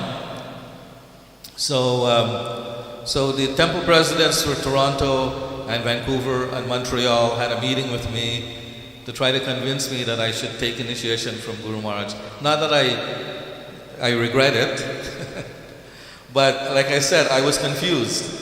So they met with the Guru, and the Guru wrote me a very nice letter, and he said, Prabhupada is like a Sarabi cow, and all the Gurus are like bottles of milk coming from the same cow. So it doesn't matter which bottle you drink from, it's the same. So still I was not 100% sure. So the day of the initiation, and in those days in our temples there were many eyes. You couldn't do anything without somebody noticing you, and if it's not something proper, they tell you that you're in Maya. Even if you look outside the door, you're in Maya, right? The new devotees now have it very easy, but it was very tough. And Jai Govinda who's laughing, he knows what I'm talking about. So next to Gaur Nitai's altar, there's a stairwell going up in the Toronto temple, and there's a window. So I opened the window and I climbed out on the day of initiation, because I was still confused about initiation. So I climbed out of the window and I walked. There was a park in the back. Nobody goes there. No devotees go there. So I walked through the back park, and I took the back street, and I went to the subway. And I got to the subway station. I'm thinking, what am I doing? So I came back. The window was still open. So I climbed back inside the window and came in the temple. And I don't know how Guru Maharaj knew. So he called for me. As soon as I arrived back in the temple, he asked to see me, and he says, where did you go? I said, I didn't know what to say. I was like stammering. So he said, okay, yeah, I'm still going to initiate you. So I got initiated, and the time of the initiation, he gave me a name, and then, you know, I couldn't remember my name. So afterwards, he called for me. He said, Bhakti Yoga. And then, you know, I didn't respond. Bhakti Yoga. And he said, Bliss Das. He said, now your name is Bhakti Yoga. So no more Bliss Das. So you should answer to that name. So I said, Guru Maharaj, I'm sorry, it's all new. I couldn't remember. So that was Guru Maharaj's mercy. And Guru Maharaj was a very merciful devotee, very merciful person, very merciful guru and acharya. Yes, he is an acharya. And so just fast forward a little bit.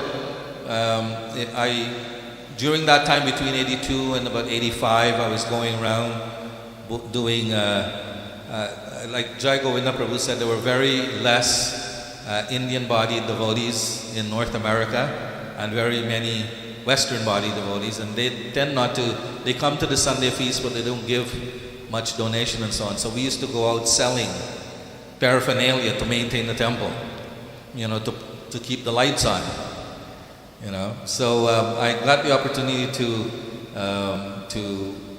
go out and Sankirtan with Bhakti Mark Swami when he was a brahmachari. We were the Bhakti party. Went with different devotees. So in 1985, one devotee, Lakshmi Moni Mataji, we have a devotee in the temple, Dhammaprana Prabhu, and he had a daughter in Gurukul. So I took him to the Gurukul in New York, and we spent a week there. And then she started, Lakshmi Moni Mataji started to encourage me, oh, you should become a Gurukul teacher. So I said, Mataji, I don't want to be a Gurukul teacher. She said, yeah, you should be a Gurukul teacher, you'll be good at it, you know, because I train as an accountant. So I mentioned to Guru Maharaj, he said, oh, you want to be a Gurukul teacher? Come to Vrindavan. It's the best Gurukul in ISKCON. So I came to Vrindavan in 1985. And then the first week I was in the Gurukul, there were problems. We all know what the problems were. So Guru Maharaj came running he was in Bombay, he came running to Vrindavan. As soon as I heard that Guru Maharaj was coming, I ran to his room. I said, Guru Maharaj, no, I don't want to be a Gurukul teacher. He said, oh, well, there's shortage of pujaris, so you can become a pujari. So he made me a pujari. I had never done pujari service before, because I was doing Sankirtan before. But we had another devotee from Toronto who was donated to Vrindavan when the Vrindavan temple was open. That's Drupada Prabhu. And he was the vice president here at the time. So he took me under his wing and he trained me to be a pujari. The first week, I got the opportunity of bathing and dressing Śrīla Prabhupada on the Gaur Nitai altar. And then from the second week, because again, shortage of pujaris, I had Gaur Nitai, Krishna Balaram, and Radhasham Sundar. So I would sit there and go, Etad Padyam, like assembly line, bathing and dressing them in the morning. And then after about 2 weeks, one devotee who was taking care of Prabhupada in the Samadhi said, Prabhu, I'm going to get married in Punjab. Can you take care of Prabhupada? So in the morning, I'd wake up, take a shower, go to Prabhupada's Samadhi, do the arti, the Mangal Arti, then bathe and dress Prabhupada, then run to the temple and bathe and dress Gaur Nitai, Krishna Balaram, and Radhasham Sundar. And then do the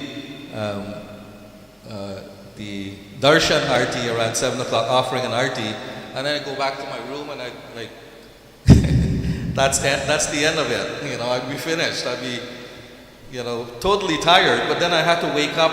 I had to be ready at 11 o'clock to go to Radha Damodar temple. So we go on a bicycle. So Vibhu Chaitanya Prabhu used to cook a large amount of bhoga for Prabhupada, and he'd pack it and give it to me, and we had a Prabhupada bicycle. I'd ride to Radha Damodar temple and make an offering to Prabhupada and clean and do an arti and clean his rooms and come back. And then usually that prasadam was mine. But back then I was like very skinny. I didn't eat very much.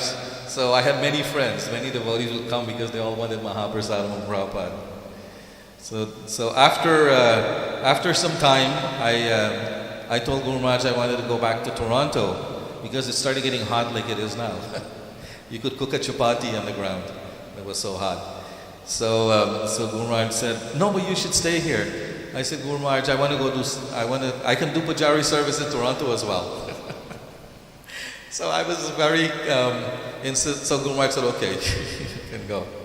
So I went back to Toronto, and I'm going to fast forward a little bit. Many years later, I ended up getting married. So when our first son was born, Haridas, I went to Guru Maharaj came to Toronto, and we took him, myself and my wife, and she's holding Haridas, and we're sitting in. And Guru Maharaj said, bring him to me. So I didn't want to go and put him on Guru Maharaj. Many devotees do that. Oh, Guru Maharaj, please bless my son or my daughter. And they put it on Guru Maharaj's lap. But I didn't want to do that. So I took Haridas and I came closer. He said, no, bring him closer. So I went closer, and then he put his arm like this. So I just put him, he was a new baby, right? So I just put him on his arm.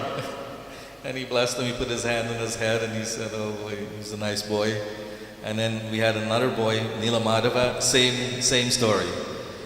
I was always cognizant of the fact that Guru Maharaj is a sannyasi, and I don't want to just bring a baby and put on his lap, right? So he initiated that whole thing. So when they were about 5 years old, we decided that we want to put them in Gurukul, and we traveled around North America looking for a good Gurukul. And then Guru Maharaj said, why don't you take them to India? I said, Guru Maharaj, not Vrindavan. He said, no, you can take them to Mayapur. There's good Gurukul, and there's nice facilities there for Grahastas. So we took them to Mayapur. They were going to Gurukul. And at the time, except for Vrindavan Leela Mataji, there were no Guru Maharaj disciples in Mayapur. Just myself actually my wife wasn't yet Guru Maharaj's disciple. She was previously initiated, but her guru fell down and she hadn't accepted anyone yet. So anyway, we were in Mayapur, and so Guru Maharaj, every year he would come for 1 month for the GBC meetings and for going on parikrama with the devotees and so on. So Guru Maharaj came, so we were there. We got the opportunity to cook for him every single day, 3 meals a day, do his laundry, do all the services. I remember one night, Guru Maharaj he was GBC for Mayapur as well. He was always involved in meetings, so many meetings. So from the time he wakes up, he would do his puja, and then there'll be meetings. And then after that, there'll be GBC meetings. Then he will meet with Mac, and he'll meet with some other devotees. And 10 o'clock at night. So one night I brought his dinner, and Guru Maharaj is sitting there, and he's having his dinner and he's eating, and then he's like falling asleep, like in the middle of his prasadam. At one point I had to like kind of hold him because he was kind of, I didn't want him to fall off the chair. So he was eating. So then I said to him, Guru Maharaj, maybe you should just be a guru and sannyasi and travel and give up management. And immediately he became fully awake. And he looked at me like I came from Mars. And he said, Prabhupada gave me this service and I'll do it until I die.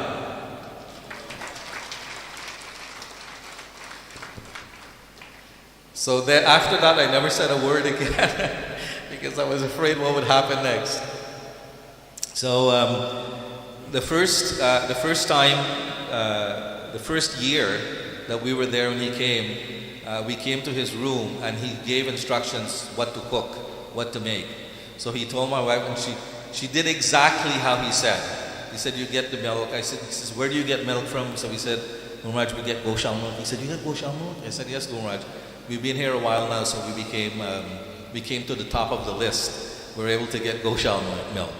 So he said, okay, then you have to put half water and half milk, and you boil it. So, no, he said you put water. He didn't tell me half. So I didn't know that he was getting half water and half milk. So we put a little bit of water. So when we brought the milk to him in the evening, he tasted and he said, is this Goshala milk? I said, yes, Guru Maharaj. He said, why is it so rich? I said, Guru Maharaj, I did what you said. He said, no, but it's too rich. What did you put inside? Did you put anything? I said, no, Guru Maharaj. He said, did you put water? I said, no. Yes, Guru Maharaj, I put water. He said, well, why is it so rich? Then later on I found out that it's actually half and half that he wanted. But I didn't understand that in the beginning. So Guru Maharaj was very particular about what he had. So the second year when he came, we came again to see if his diet changed. So he said, no, you know what it is, you make the same thing. So by then we had purchased this stovetop oven from Navadvip. You put it on top of the stove, and it's an oven and you can bake. So my wife, she figured out how to bake bread in that oven. So one day we decided, even though Guru Maharaj wasn't eating bread, we brought some bread and we got mozzarella cheese from Calcutta. So we put it in Guru Maharaj's plate. And so he took a little nibble of the cheese and he said, oh, this is really good. So he finished everything. What was up? He said, leave the bread and the cheese. I'll have that later. So every day he wanted bread. So when the bread ran out, he says, okay, I'm running out of bread. Bake another bread and bring it. And I'll save it to eat during the day. So then some other devotees started coming. One Mataji in particular, I'm not going to mention names. And we were cooking in our apartment in the Grahasta area. She came and she came with ghee and she said, oh, this is Ayurvedic ghee. That this is good for Guru Maharaj. It's good for his health. And I said, no, but Guru Maharaj said he doesn't want ghee. So no ghee. She goes, no, this is good ghee. So we wouldn't use the ghee. So she made something herself. And she insisted that it go to Guru Maharaj. As soon as Guru Maharaj, he said, who made this? And then we told him this Mataji's name. And he said, call her here. So he said, no, first he told me, he says, don't let her in your house. I said, Guru Maharaj, how can I not let her in? He says, well, don't let her in the kitchen. I said, Guru Maharaj, I can't tell her not to come to the kitchen. He said, no, don't let her in the kitchen. I don't want her cooking for me. So I said, Guru Maharaj, I can't tell her that. So he said, okay, call her here. So we called her, and Guru Maharaj said, don't go into Bhakti Yoga's house, and don't go into his kitchen, and don't interfere with the cooking. So, but she still came. We couldn't stop her from coming. She's coming. We can't stop her from coming in. So when we went back to Toronto, the first year we were back in Toronto after being in Mayapur for about 5 years, my wife again, she made bread and cheese and put it on his plate. And then all the other Matajis in Toronto saw this. And somebody went to the store and bought bread. And they brought and they're pushing the bread. Guru Maharaj, take this, eat this bread. And then Guru Maharaj took one little nibble because I said, where did this come from? What, like, did you make this? And she said, no. And he said, where did it come from? And then she was silent. She wouldn't say. Then also, they saw that we put cheese. So now they bring like big slabs of cheese and put on Guru Maharaj's plate. Guru Maharaj, you have to eat the cheese. So he take one little nibble. No, you have to eat more. So then after that meal, Guru Maharaj called me. He says, tell everyone, no more bread and no more cheese. I'm not going to eat any more bread or any more cheese. So I went and I told him, well, why? Why does he want to eat my bread and my cheese? I said, I don't know, Mataji. Guru Maharaj said, no means no. So don't bring any bread or cheese. Still they're bringing. He called me, he said, Bhakti Yoga, did you tell them? I said, yes, Guru Maharaj, but they're not listening.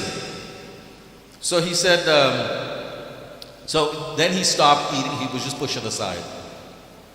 So then they understood, no more bread and cheese, because when we gave him something, we never insisted that he eat it. Like, he will take what he wants and he will eat. Never insist. But when the devotee started insisting, sometimes he will do, but then it becomes overbearing. So Guru Maharaj was very merciful. He didn't want to like shatter anybody's devotion by being overly heavy with them, but he'll be with me. So he came one time when we were in Mayapur. I would try to wake up early morning to go to Mangalarti. So I go to bed at 9 o'clock. So I had just fallen asleep and the phone rang. And one devotee who was the general manager of Mayapur at the time, his name was Nitai Prasad Prabhu. I think he later took sannyas. He's no longer. So he called me, he says, your Guru Maharaj is here. I said, what? He said, your Guru Maharaj is here. I said, where is he? He said, he's in the Conch building. So I got on my bicycle and I rode to the Conch building, and Guru Maharaj came alone. So when I got there, I opened he was in the Bombay room. I opened the door. I was at the door and I was just about to knock. He says, Bhakti Yoga, is that you? I said, yes, Guru Maharaj. He said, come in. So I went in. The room was like dimly lit, and he was sitting way in the back of the room on the floor, and he was having prasadam. So I went and I sat down. I said, oh, Guru Maharaj, can I serve you? And he said, yeah. And then I said, oh, you're having grains? He said, yeah. I said, we kept Ekadashi yesterday. We're keeping Ekadashi today. And Guru Maharaj said, well, I kept Ekadashi in Delhi yesterday. He said, don't touch anything. So I said, Guru Maharaj, but I want to serve you. He said, no, you're keeping Ekadashi. You shouldn't touch any grains. So don't touch anything. So I sat there, and to my chagrin, I'm sitting there, and Guru Maharaj is smiling, he's happily eating, he's helping himself take everything. Then he finished. I said, Guru Maharaj, let me pick up the plates. He said, no. It was all leaf plate. No, don't pick it up. It's all grains here. I will pick it up. He picked up the plates. Then he came with a cloth. And he was going to. I said, Guru Maharaj, let me wipe the. No. I just finished eating grains. You cannot touch grains. And he got down on his knees and he wiped up everywhere where he ate. And then he said to me, he says, can you wake me in the morning? So I said, yes, Guru Maharaj. I said, what time do you want me to wake you? He said, 3:30. So I went home and I set the clock 2 o'clock. And I woke up, took a shower, and I rode very quickly to the temple. I got to the room. The door was already partially open. I'm thinking, Guru Maharaj didn't close his door. But he was in the bathroom, he could hear me. He said, Bhakti Yoga, is that you? I said, yes, Guru Maharaj. He said, come in. So I came in. He said, I'm in the bathroom. So he had his towel hanging on the door handle. So he said, when he finished taking a bath, he said, is my towel there? I said, yes, Guru Maharaj, it's hanging on the door handle. He said, hand it to me, but don't look. So I took the towel and I pushed my hand through the door and I held it there and he took it from me. But he was already up when I got there. I thought I was going to go and wake him up. He was already up. Then he sent me to get water and so on for him to do his puja. And then, like, fast forward one time, somebody was talking about his sister. So we were in Toronto temple, and his sister, this was around 2008, 9, something like that. His sister came to the temple because she has her daughter living in Toronto. Actually, her daughter came 2 years ago in Guru Maharaj, in 2023, when Guru Maharaj came to Toronto. His niece came to visit, the niece and her husband, and Guru Maharaj was very happy. I have some pictures. He told me take some pictures. So his niece came and stood beside the chair, and he told me, he said, take some pictures and send it to me. So, but when his sister came in 2008, I think it was, I went upstairs and I told Guru Maharaj, I said, your sister is here? He said, my sister is here. He said, I don't want to see her. So I came back downstairs, and then she says, can I see my brother? And then I said, Mataji, he's resting. And she said, no, but I want to see, go wake him up. I said, I can't wake him up. Then she said, where is he staying? I said, well, he's staying upstairs. Then she goes up the stairs.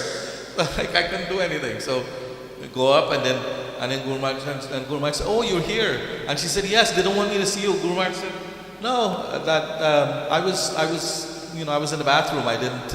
I wasn't ready to meet you. So in the Toronto temple, in that room, the sitting room outside where Guru Maharaj was staying, there's a door with a plain glass window. So Guru Maharaj, she wanted to talk to Guru Maharaj privately, and Guru Maharaj didn't want to talk to her privately. She asked him like 5 or 6 times, and he wouldn't, because he never likes to meet privately with Matajis. So he said to me, he says, Bhakti Yoga, you stand by the door and don't move. I want to be able to see you, and you should see me. So I said, okay, Guru Maharaj. So I went inside and I closed the door, and I'm standing there. And then there's like 2 steps nearby, and some devotees are sitting on the step. And somebody came and they asked me a question, and I moved from the door. And Guru Maharaj started yelling, Bhakti Yoga, where are you? So he got up and he ran to the door and he opened the door.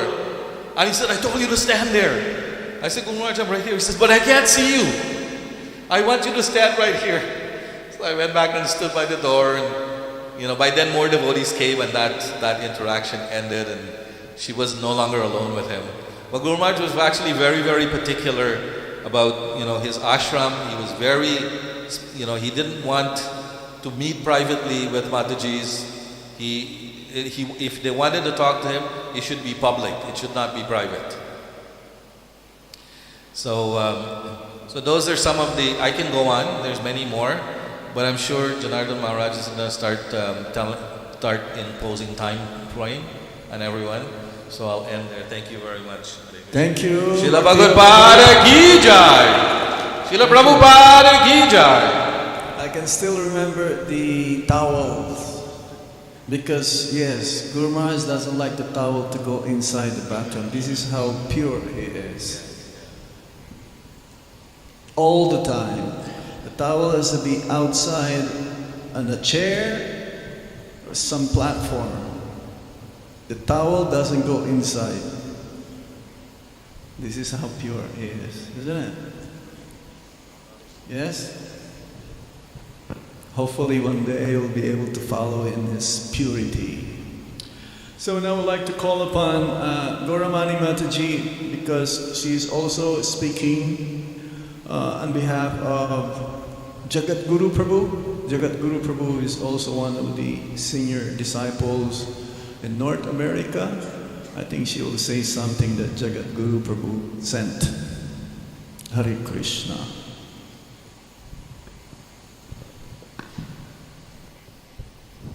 Hare Krishna. Please accept my humble obeisances to all of the wonderful assembled Vaishnavas, dear God brothers and God sisters. Today we are celebrating a festival and also a feeling of great separation and union. So as I see so many as I was born in Krishna consciousness, born in the temple, born in ISKCON Chicago, everyone here is still a little bit like an uncle and auntie, but now brothers and sisters. So today we are celebrating the first disappearance day of His Holiness Gopal Krishna Goswami Maharaj. So together we can chant loudly because this is the first instruction that He gave me. The holy names of the Lord. I request all of the wonderful Vaishnavas to raise their hands in the air and to chant loudly. Hare Krishna, Krishna Krishna, Hare Hare, Hare Rama, Rama Rama, Hare Hare. His Holiness Gopal Krishna Goswami Maharaj ki. Who said that Guru Maharaj has left us? Whoever said that is not telling the truth, because right now, in this very moment, He is here with us, not just in this moment, but He will remain with us forever.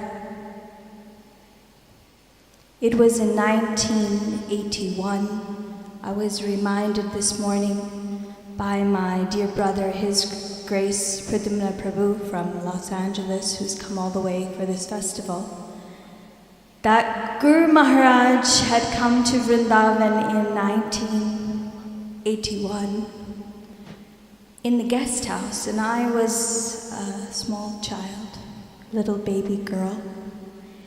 And my uncle, His Grace Jagadguru Prabhu, was also visiting Guru Maharaj. And as little children would do, we were naughty little children, that Guru Maharaj was giving class. I remember that in his class, he would be preaching so strongly, so fiercely. But if the babies made noise, what would he do? He didn't like it.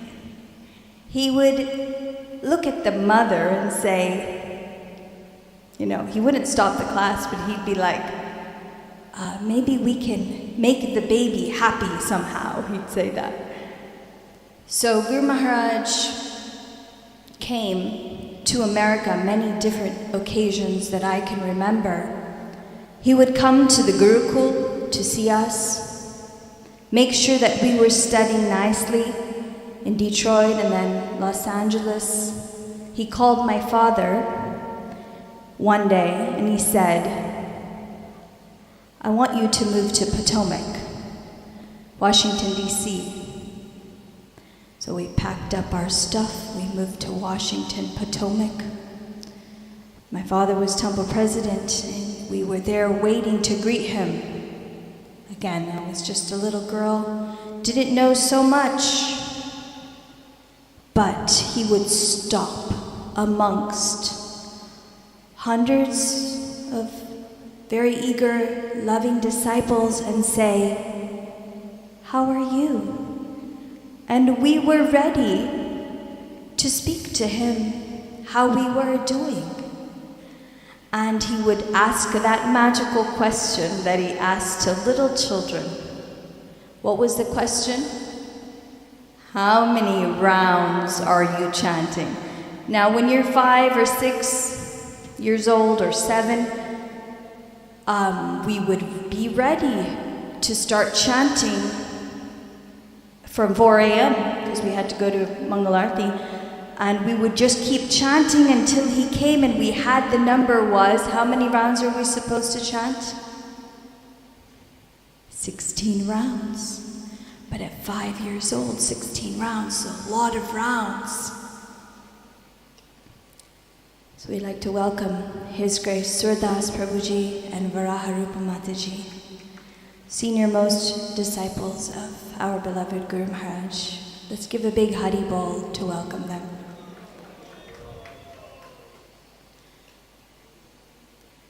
So we decided that we would begin our chanting. He planted the seed and he said, how should you chant the Hare Krishna Maha Mantra?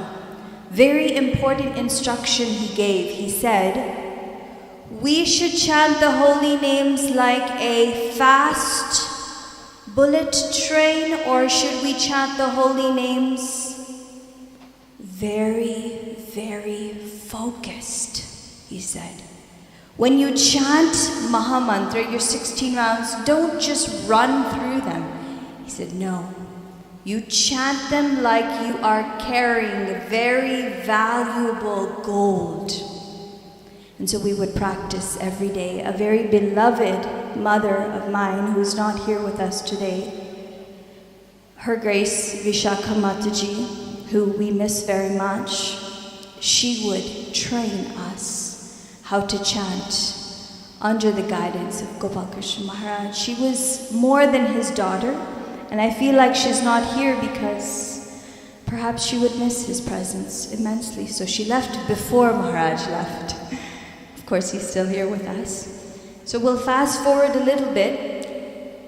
Many, many years went by, and he arranged my marriage to his disciple, His Grace Param Prabhu, and I feel very blessed to have that gift in my life.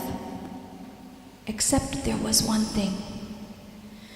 Gopal Krishna Maharaj was so kind-hearted, loving, devotional, compassionate, very shy, if you knew him in his heart. But when it came to preaching, he was a lion. He would roar loudly against all of the people that were not Krishna conscious. And I remember that as a little girl watching his interviews on Hare Krishna TV. He would be preaching ferociously, and he would smash the journalists that would ask him questions.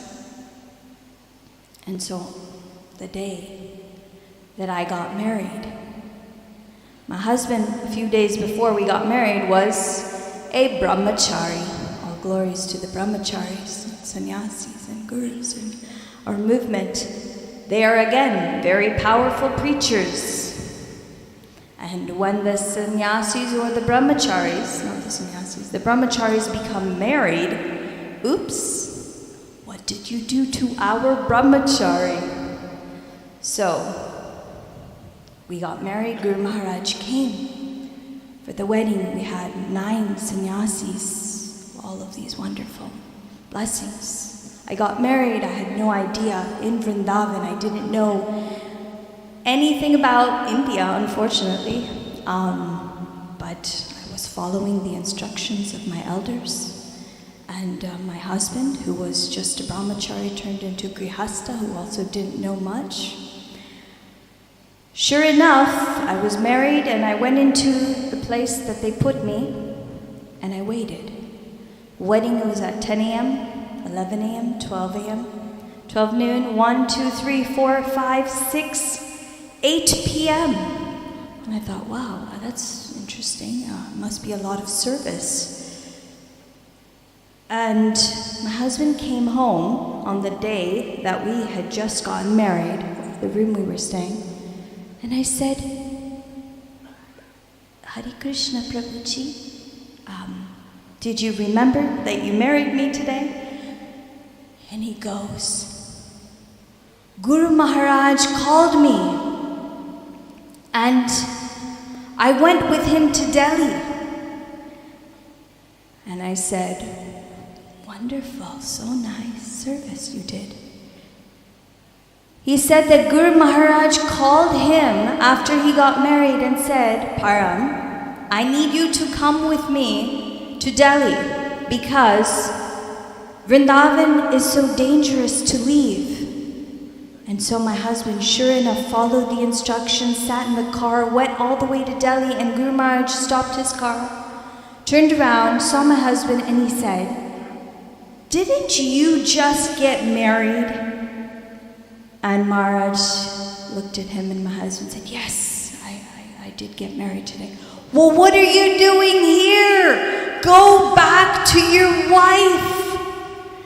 So sure enough, my husband, he came back.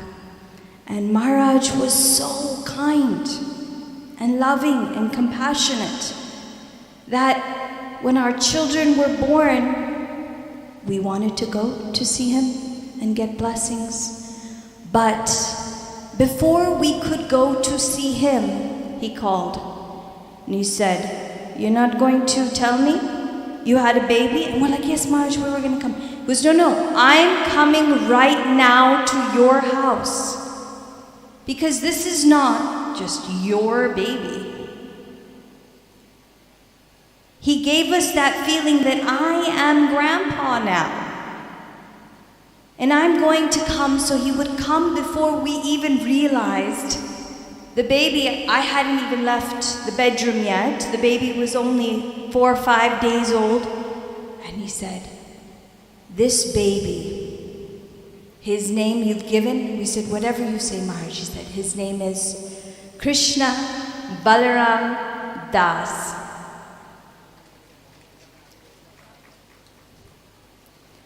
And sure enough,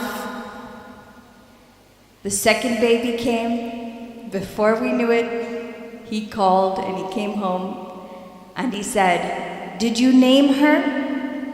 And we said, whatever you say. He said, her name is Jai Radhe Dasi. And so, in that way, he showered his mercy. So they didn't know anyone else, the children. They went to Guru Maharaj. My daughter was about 3 years old, and she would be playing at his lotus feet in his room. And every time she saw him at 3 years old, she said, I want to get initiated. And he would look at her and he'd say, are you chanting?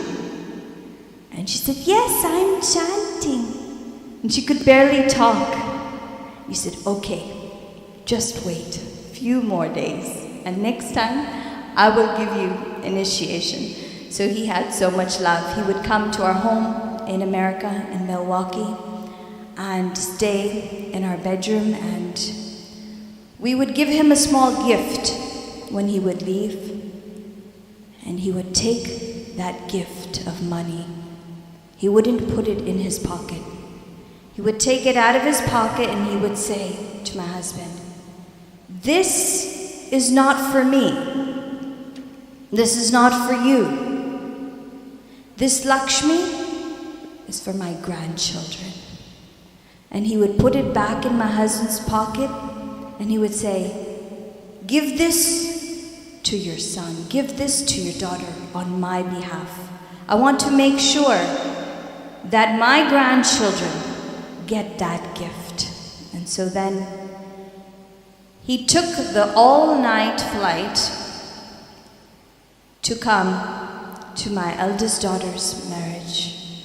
And we didn't expect it, but the flight was delayed and still he waited all night in the airport and he kept calling my husband. He kept saying, is it okay if I come? Can I come? I want to come for her wedding. We're like, yes, Maharaj, but we don't want to give you any inconvenience. He took his flight. And so this is the last story I'll tell. Of course, there's hundreds of memories, but I know Maharaj has time constraint. So my daughter is sitting in the mandap. She's about to get married. Mukunda Prabhu is doing the celebration, puja, the mantras. The father of the bride, my husband, the mother of the bride, we're sitting there, we're ready to give her in marriage. And all of a sudden, there's all this commotion. And we were like, okay, well, maybe somebody's coming, that's okay. And my husband jumps up, leaves the wedding. He runs, starts running. And the Pujari ji says, we need the rings because we're doing the wedding. Please give the rings. And my husband has the rings in his pocket. And where's my husband going? I don't know. He's running and he's running and he's running. And now I have to run because he has the rings in his pocket. And I'm thinking, what on earth are you doing? We're in a wedding right now. And he's running out the front gate. And I'm thinking, he's lost it, you know. I mean, what is a wife? So I think, what is he thinking? But he's running, and I start running behind him. Down the road comes a magical. It was like a flower airplane from the spiritual world. We weren't worried about time or place or any other situation because the spiritual ambassador from the spiritual world, the direct representative of the Supreme Lord, His Holiness Gopal Krishna Goswami Maharaj, was coming down that beautiful alleyway, leaving everything, because his granddaughter was getting married. And his son, my husband, didn't think of the externals, but was running to the end of the road to bring Guru Maharaj, to carry him, because his health was not so good, but to personally bring him into that sacred arena, just so that he could give us his last moments, his last blessings. And we begged and begged and begged him. We said, Guru Maharaj, we want you to rest because we want you with us here forever. And Guru Maharaj said, yes. I am here forever, whether you see me or you don't see me. But I am always with you. Shravanam, just listen. Kirtanam, just chant. Smaranam, just remember.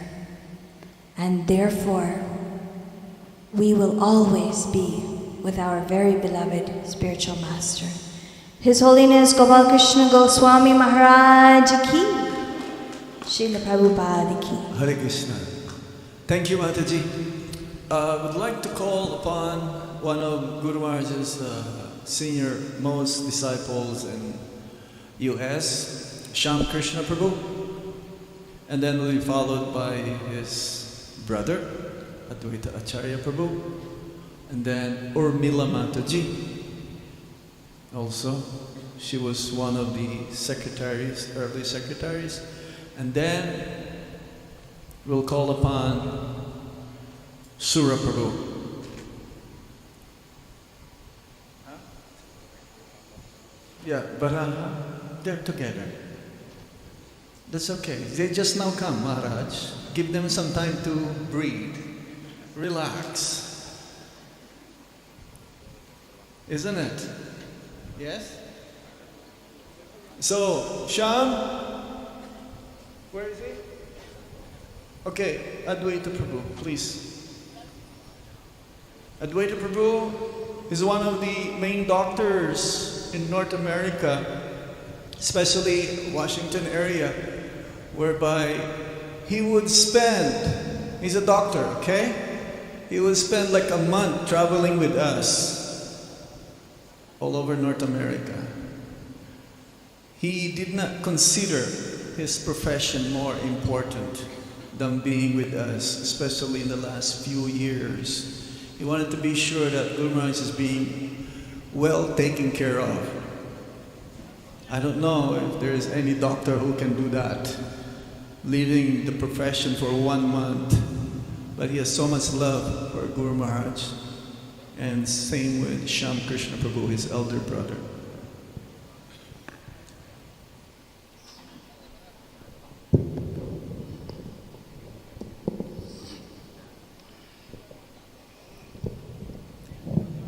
Hare Krishna.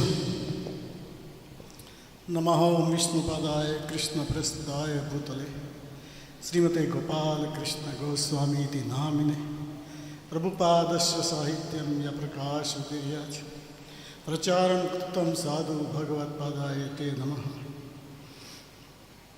Jai Srila Bhagavad Pad, Jai Srila Prabhupada.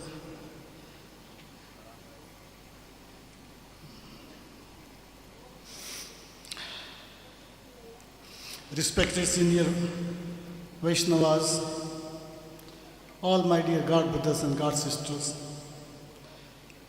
please accept my Dandavat Pranam at your lotus feet. My humble obeisances to all of you. All glories to Srila Prabhupada, all glories to Srila Bhagavad Pad. First and foremost, I would like to express my heartfelt thanks to His Holiness Sanatan Maharaj and Tirobhav committee members for organizing this wonderful event. This is a most auspicious event in our life. This is the first anniversary. We have mixed feelings now. Less than a year ago, Guru Maharaj was with us in his Vapu form. Today we have only his sweet memory and his powerful instructions with us in our hearts. My feelings are very mixed. My heart is filled with sadness, but my intelligence reminds me this is not a time of sorrow. It is time to celebrate his glorious life and legacy. Because although his body is no longer with us, his presence, his voice, his instructions, his memories, and his blessing remain with us eternally.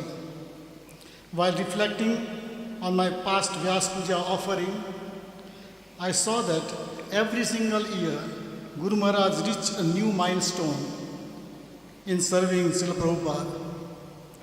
Looking at myself, I feel I haven't changed much. I remain in ignorance. I only wish I had worked harder to please him. The scripture says, if you please your Guru Maharaj, Krishna will be pleased. Guru Maharaj is well known to every devotee and well-wisher for his deep spiritual sadhana, his simplicity and love and dedication to Srila Prabhupada. He was extremely respectful and careful in dealing with all his God brothers and God sisters. His humility and gentleness were a reflection of his pure devotion. He had many amazing qualities, but one that stood out was his unique and unmatched dedication to Srila Prabhupada. He was a perfect disciple. Even before meeting Srila Prabhupada physically, he was already engaged in serving him and his mission. And until his final breath, he continued to serve Srila Prabhupada with the same intensity and love. I feel deeply fortunate to have received his causeless mercy. Beginning in 1982, when he first visited my hometown, Dakor is a holy place of Ranjorji in Gujarat. He came to our home. He was supposed to come on Dasmi, but Krishna's arrangement, he came on Ekadashi. He accepted me as a disciple as my father, late Namkirtan Das, has begged him because I was not qualified. Since then, He held my hand like a loving father, guiding me step by step, year after year, from 1983 to August 2023. Guru Maharaj visited ISKCON of DC almost every year except during the pandemic time. His contributions to Washington DC and Baltimore vast. He served as a lifetime trustee of ISKCON of DC and GBC member for a long time. He inspired many disciples and devotees to take shelter of Śrīla Prabhupada and served as a pillar of strength for the entire region. He guided us in building the beautiful Radha Madan Mohan Temple in Washington, DC. His disciple contributed all the level, physically, intellectually, and financially. This is all due to his inspiration and leadership. One of the greatest gifts he gave us, fulfilling our desires to celebrate his Vyas Puja live in Washington, DC. It happened to be August 14, 2023. This is his English calendar birthday.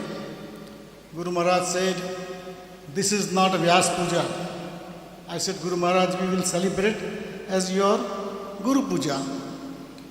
He had made so much restrictions when we started organizing the program at least 2 to 4 weeks ago.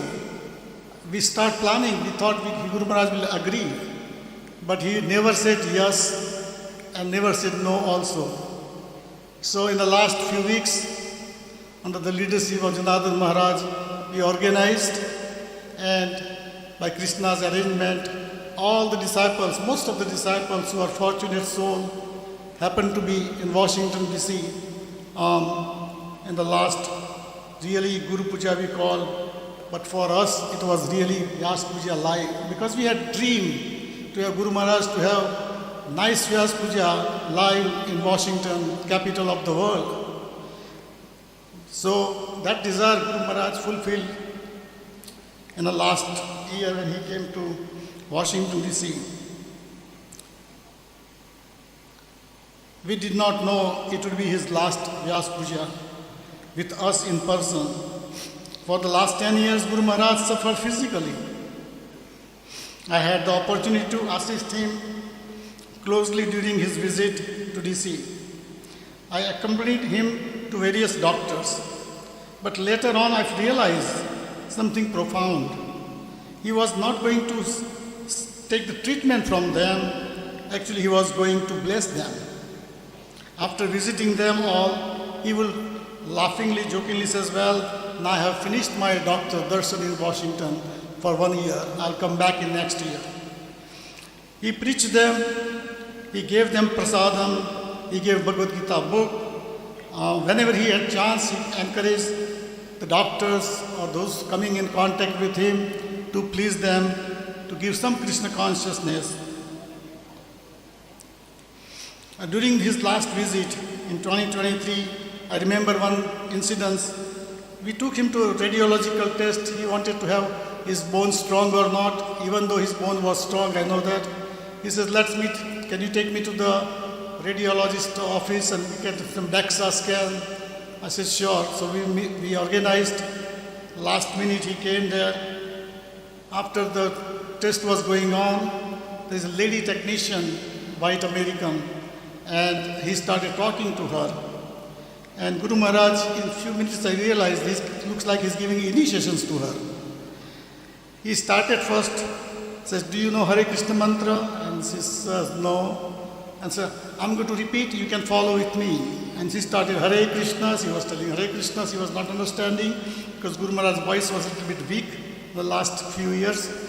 But finally, he completed the whole mantra. She repeated the whole mantra. Finally, he said that, "Do you have pen?" I said, "Yes, Guru Maharaj. Can you write down the whole mantra?" So I wrote down the whole Hare Krishna mantra, and Guru Maharaj gave it to her as a little chit of Hare Krishna mantra. This shows how compassionate he was about every living entities and soul.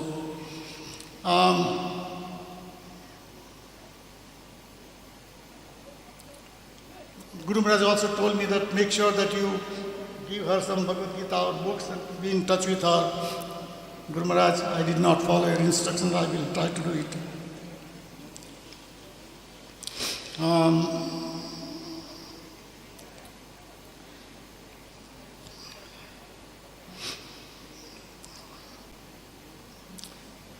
Though the last 10 years I witnessed Guru Maharaj's health, especially slowly I realized that his health is getting affected.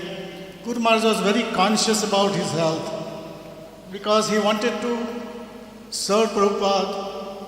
He did not want to know all the disciples that how bad health he has. He was always keeping his health very confidential. Don't want to discuss with a lot of devotees. People, some doctors ask me sometimes, did he have Parkinson's disease? I said, Guru Maharaj, people asking me, what should I say? And he says, just tell that Guru Maharaj has some weakness, and that's all. So, anyway, Guru Maharaj was very concerned about his health, but he did not want to show or to help other people know how bad health problem that he has.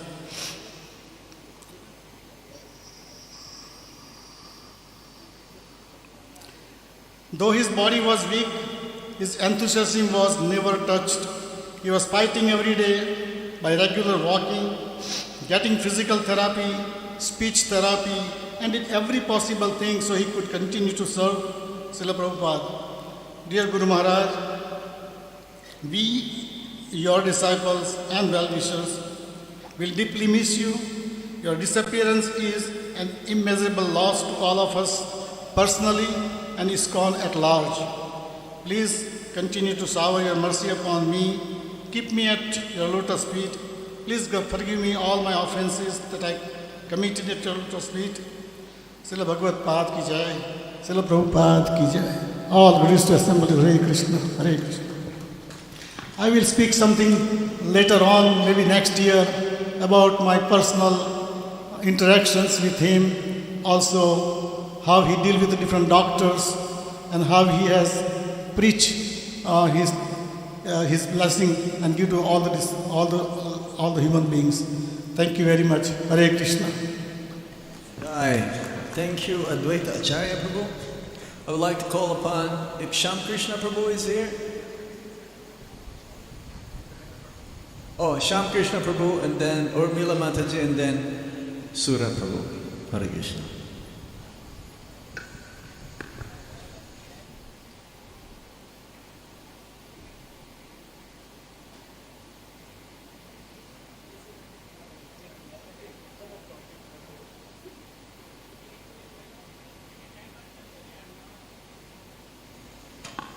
Both 𝐾𝐲𝐿 Krishna Prabhu and Advaita Acharya Prabhu, both of them are doctors.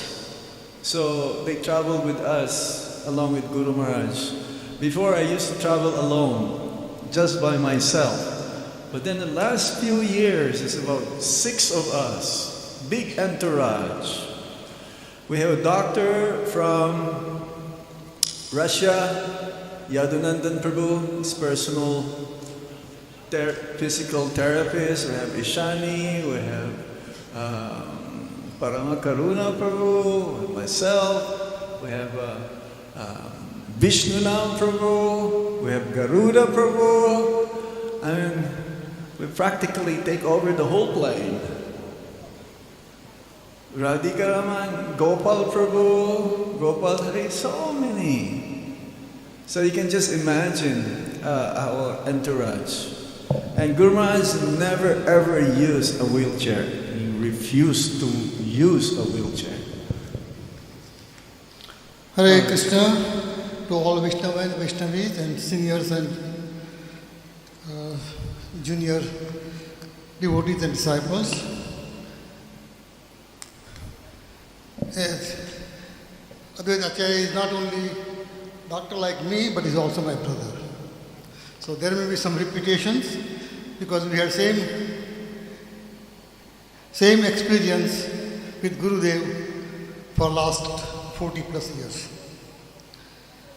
Namo Vishnupadaya Krishna Vistaya Bhutale Srimate Gopal Krishna Goswami Namine Prabhupadasya Sahityam Ya Prakasya Vitirya प्रचारं कृतवान् साधु भगवत्पादाय ते नमः।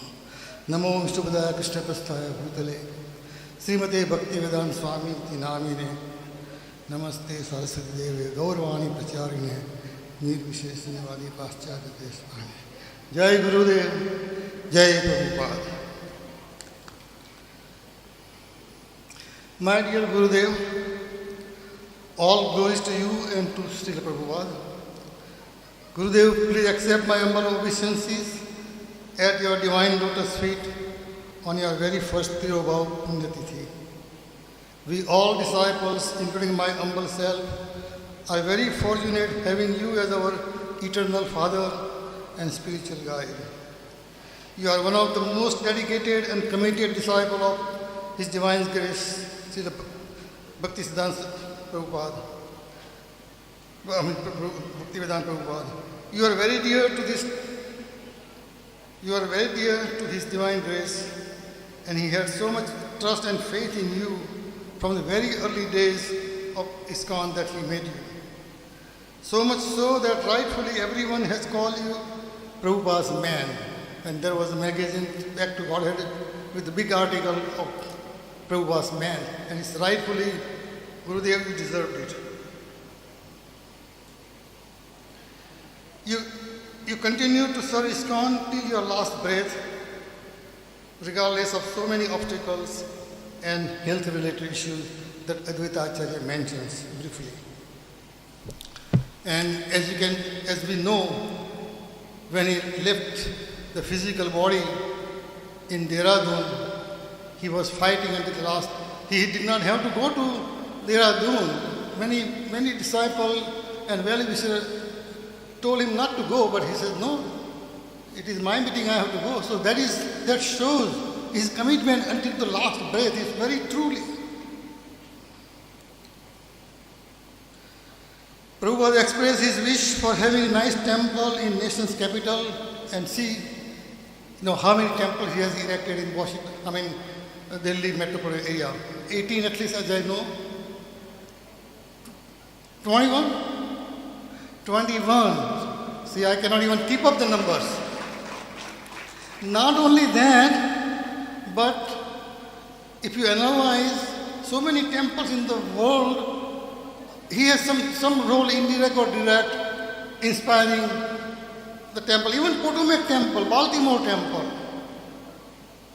I think the temple in Kenya, and so many places in the temple erected, he has major role to play. No wonder TOVP every Vyaspuja day they come out and have a big marathon of collecting the donations. That is all his dedications. So his role is everywhere.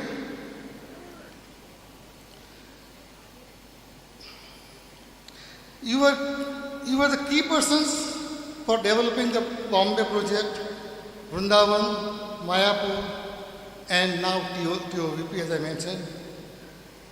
That has nothing but praise and gratitude for you from everyone, including your God brothers and God sisters. 50 years ago, Prabhupada wished for having a nice temple in Kurukshetra. And look at now what I heard, some of us will be visiting after the Tirobhav ceremony, Kurukshetra, that how large and how huge it has been. I was fortunate to visit a couple of years ago, just before he left the planet. As per your pranam mantra, ya prakasya vitiryacha, you were the leading force in printing and publishing and distributing Prabhupada's books all over the world, including unfriendly country like Soviet Union. He was the first person, you were the first person to go to Soviet Union, the very conservative, orthodox country. Prabhupada called you sadhu long before you took form of sannyas, and that was mentioned, I think, 𝐾𝐲 Prabhu, mentioned about him being sadhu, when he gives all the money of his first check to Prabhupada, right? So no wonder he was addressed as sadhu. So he's a sadhu from very beginning, not that because now he took sannyas and now he's sadhu. No. You were born sadhu. And we can see that in book distribution how the Delhi stands number one for many, many years. Gurudev, you were also the great counselor and problem solver for ISKCON worldwide. And I think Jai Govind Prabhu mentioned earlier, that whenever he came, he is busy just calling different countries. So can you imagine? He's so busy calling different countries, even though he may be in Vancouver, or he may be in DC, or he could be in Moscow. Because he's always trying to solve the issue of the ISKCON. Prabhu has told his disciple that ISKCON is my body and I do not want any part of my body to be separated from me, like an even finger. And I witnessed in mid-80s there were crises related to the New Vrindavan temple, and ISKCON was almost splitting. And I know we took him to New Vrindavan and we took him to Washington DC and met the leaders, and he worked so hard for the ISKCON to remain united. And that is his instruction for us too, that never leave ISKCON.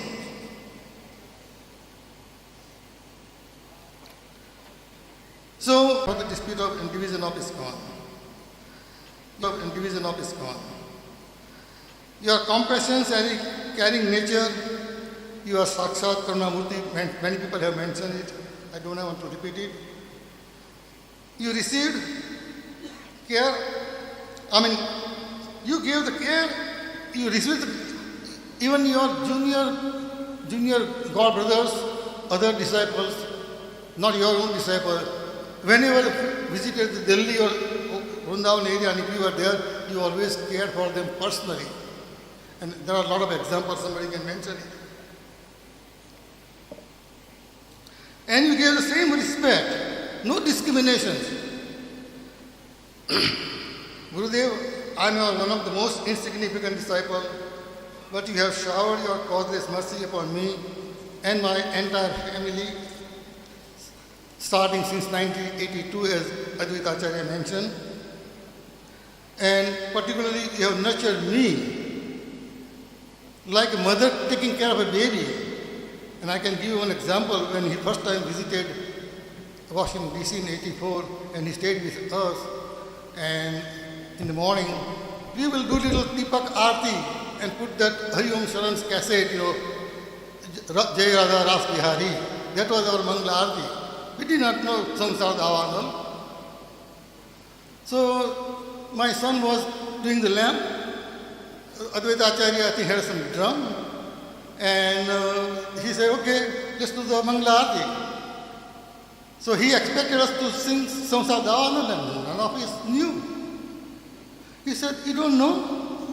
Okay, I'll sing and you follow. Guess what? We could not even follow. He was so shocked that we were not even able to follow Samsara Davanal. So that's the kind of disciple he had it from our family. Completely ignorant, completely in dark, required attention at every moment, like baby and walks needs some help, same way. And that has not stopped.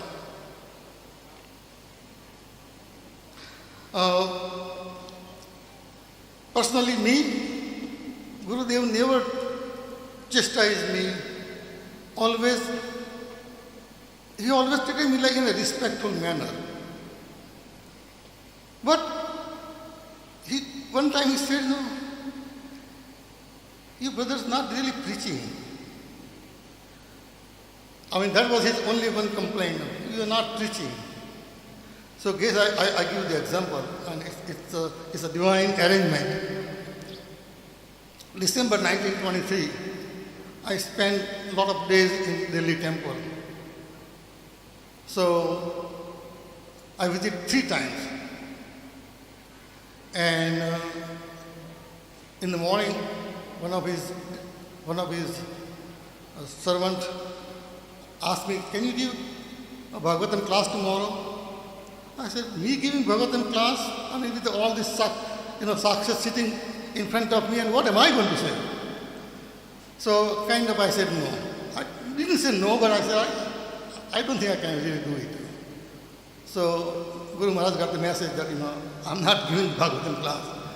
So next day, same thing. He says, Guru Maharaj has asked you to give class in Hindi in the evening, Gita class.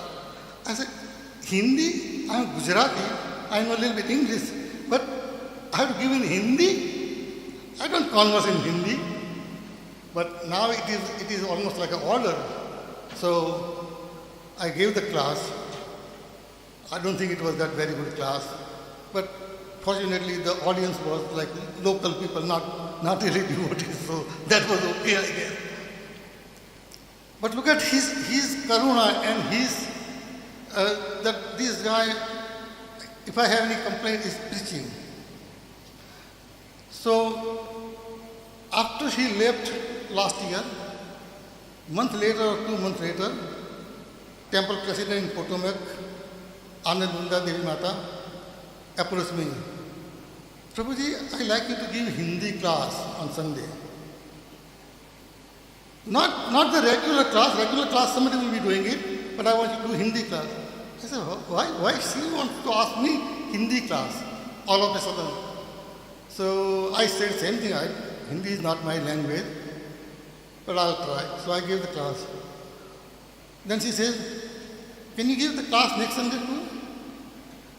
I was hoping that, she wants to start Hindi class parallel and some other people will be giving class too. So, guess what? Now I am the regular Hindi class giver in Potomac Temple since then. And I only can relate to what he did it to me in Delhi in 23 December. I mean, so this is his param karuna. And I don't know what to say.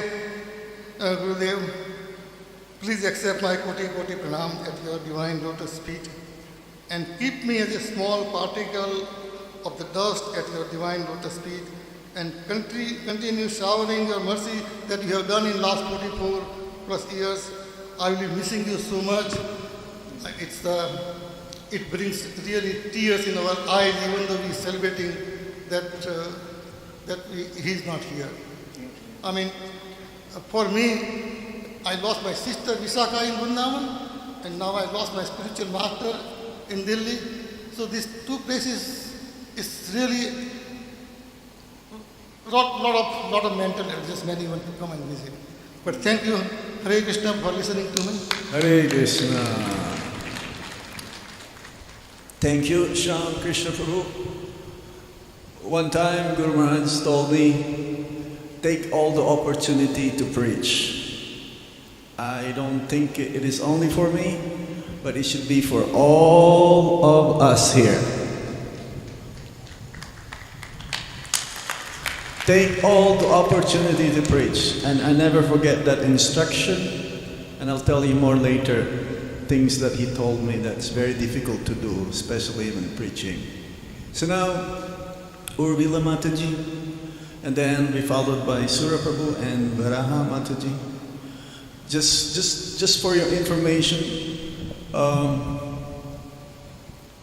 Sura Prabhu is one of the trustees that Guru Maharaj, they bought a land just near the Krishna Balaram Mandir for Guru Maharaj Samadhi, but somehow he doesn't want to have it. And Guru Maharaj donated the land for us here in Krishna Balaram Mandir for specific use, and he agreed upon that. And Sura Prabhu was instrumental in expediting the transfer of the land to Krishna Balaram Mandir. And soon enough, we'll be having a structure there which will be meant for devotee care. Especially for those who dedicated their lives in the mission of Srila Prabhupada's movement. Hare Krishna. We'll give you more information about that. Thank you, Sura Prabhu. Namo Vishnu Padaya Krishna Vishtaya Bhutale Srimate Gopal Krishna Goswami Tinamni Prabhupadasya Sahityam Ya Prakashavate Cha Pacham Katvan Sadhu Bhagavad Padayate Namo Vishnu Padaya Krishna Vishtaya Bhutale Srimate Bhaktivedanta Swami Niti Namini Prabhupadasya Sahityam Namaste Saraswati Deve Gauravani Pracharine Nirvishesha Shunyavadi Paschatya Vishtarine. I've been hearing a lot of great devotees. Bhakti Yoga Prabhu I met in America, Advaita Acharya Prabhu I met, Shyam Krishna Prabhu I met. So I met Guru Maharaj in 1985 in Delhi when temple used to be in Greater Kailash. And I had just started college. And I had no idea how to behave, absolutely no idea. So whatever I am today, materially, spiritually, whatever it is, it's due to the mercy of Guru Maharaj. So whatever qualification or whatever qualities I have, it's due to the mercy of Guru Maharaj. So I met Guru Maharaj in 1985, and back then there were only 20 devotees in temple. So we were short of devotees, so every devotee who came more than twice was pounced by every single devotee to become full-time. That was very important back then. So we started coming to temple every Sunday, and we came 3 Sundays, and suddenly we knew everybody was like preaching to us, become vegetarian, do this, do that. And we were like scared because we were very young. After 3 months, one of the Matajis so kindly took us to Guru Maharaj, actually my oldest sister Purnima. She went and she offered obeisances. The first thing Guru Maharaj says, many lifetimes you have used it for yourself, give this life to Krishna. And we were like, we had no idea what does it mean even to give the life to Krishna.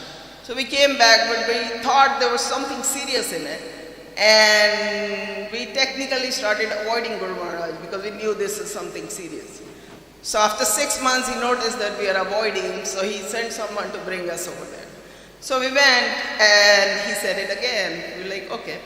And then we became vegetarian and, whole 9 yards of it. And then August 1986, Guru Maharaj told us to come to Bombay for Vyas Puja. We were like, okay. So we went to Bombay for Vyas Puja, and we were only attending Vyas Puja. That's all of what we knew. And the next day of Vyas Puja was initiation. And Bombay, you cannot visit Juhu temple until you go to Juhu beach. So we got up next morning and we went to beach at 6 o'clock or so. And then we went to beach and we were chanting. I don't know what we are chanting, or we were enjoying beach or whatever it was. Suddenly some devotees came there. Someone is looking for you. We were like, we don't know anyone in Bombay. We just visited.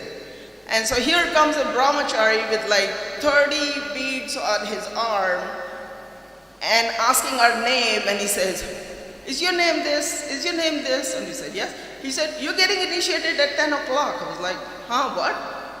And we're like, and what is initiation first of all? Please, can you explain? So he's explaining initiation to us, and we're like, we had no idea what you're talking about anyway. And then he said, Guru Maharaj Pranam Mantra? We're like, no idea. So he gave a piece of paper, and at 6 o'clock in the morning, we were memorizing Guru Maharaj's Pranam Mantra to be said at 10 o'clock in the morning, instead of chanting our rounds. So anyway, finally we go to initiation, we sat over there, and then we got up, we went offered obeisances to Guru Maharaj, and I was whispering very slow because I knew I was making a mistake. And suddenly he said, bit louder, and whatever I remember, I forgot completely. And he's actually laughing at my dilemma, that here she is, she's getting initiated, and she doesn't even know Pranam Mantra. Anyway, that was like really hilarious.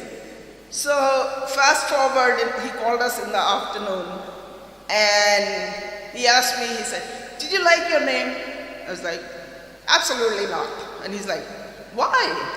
I said, Maharaj, half the women has Urmila name in India. Every time I'll say Urmila, I will have to explain this is my initiated name. And then he smiled and he said, maybe I can change it then. I said, publicly you have said my name, so how will you change now?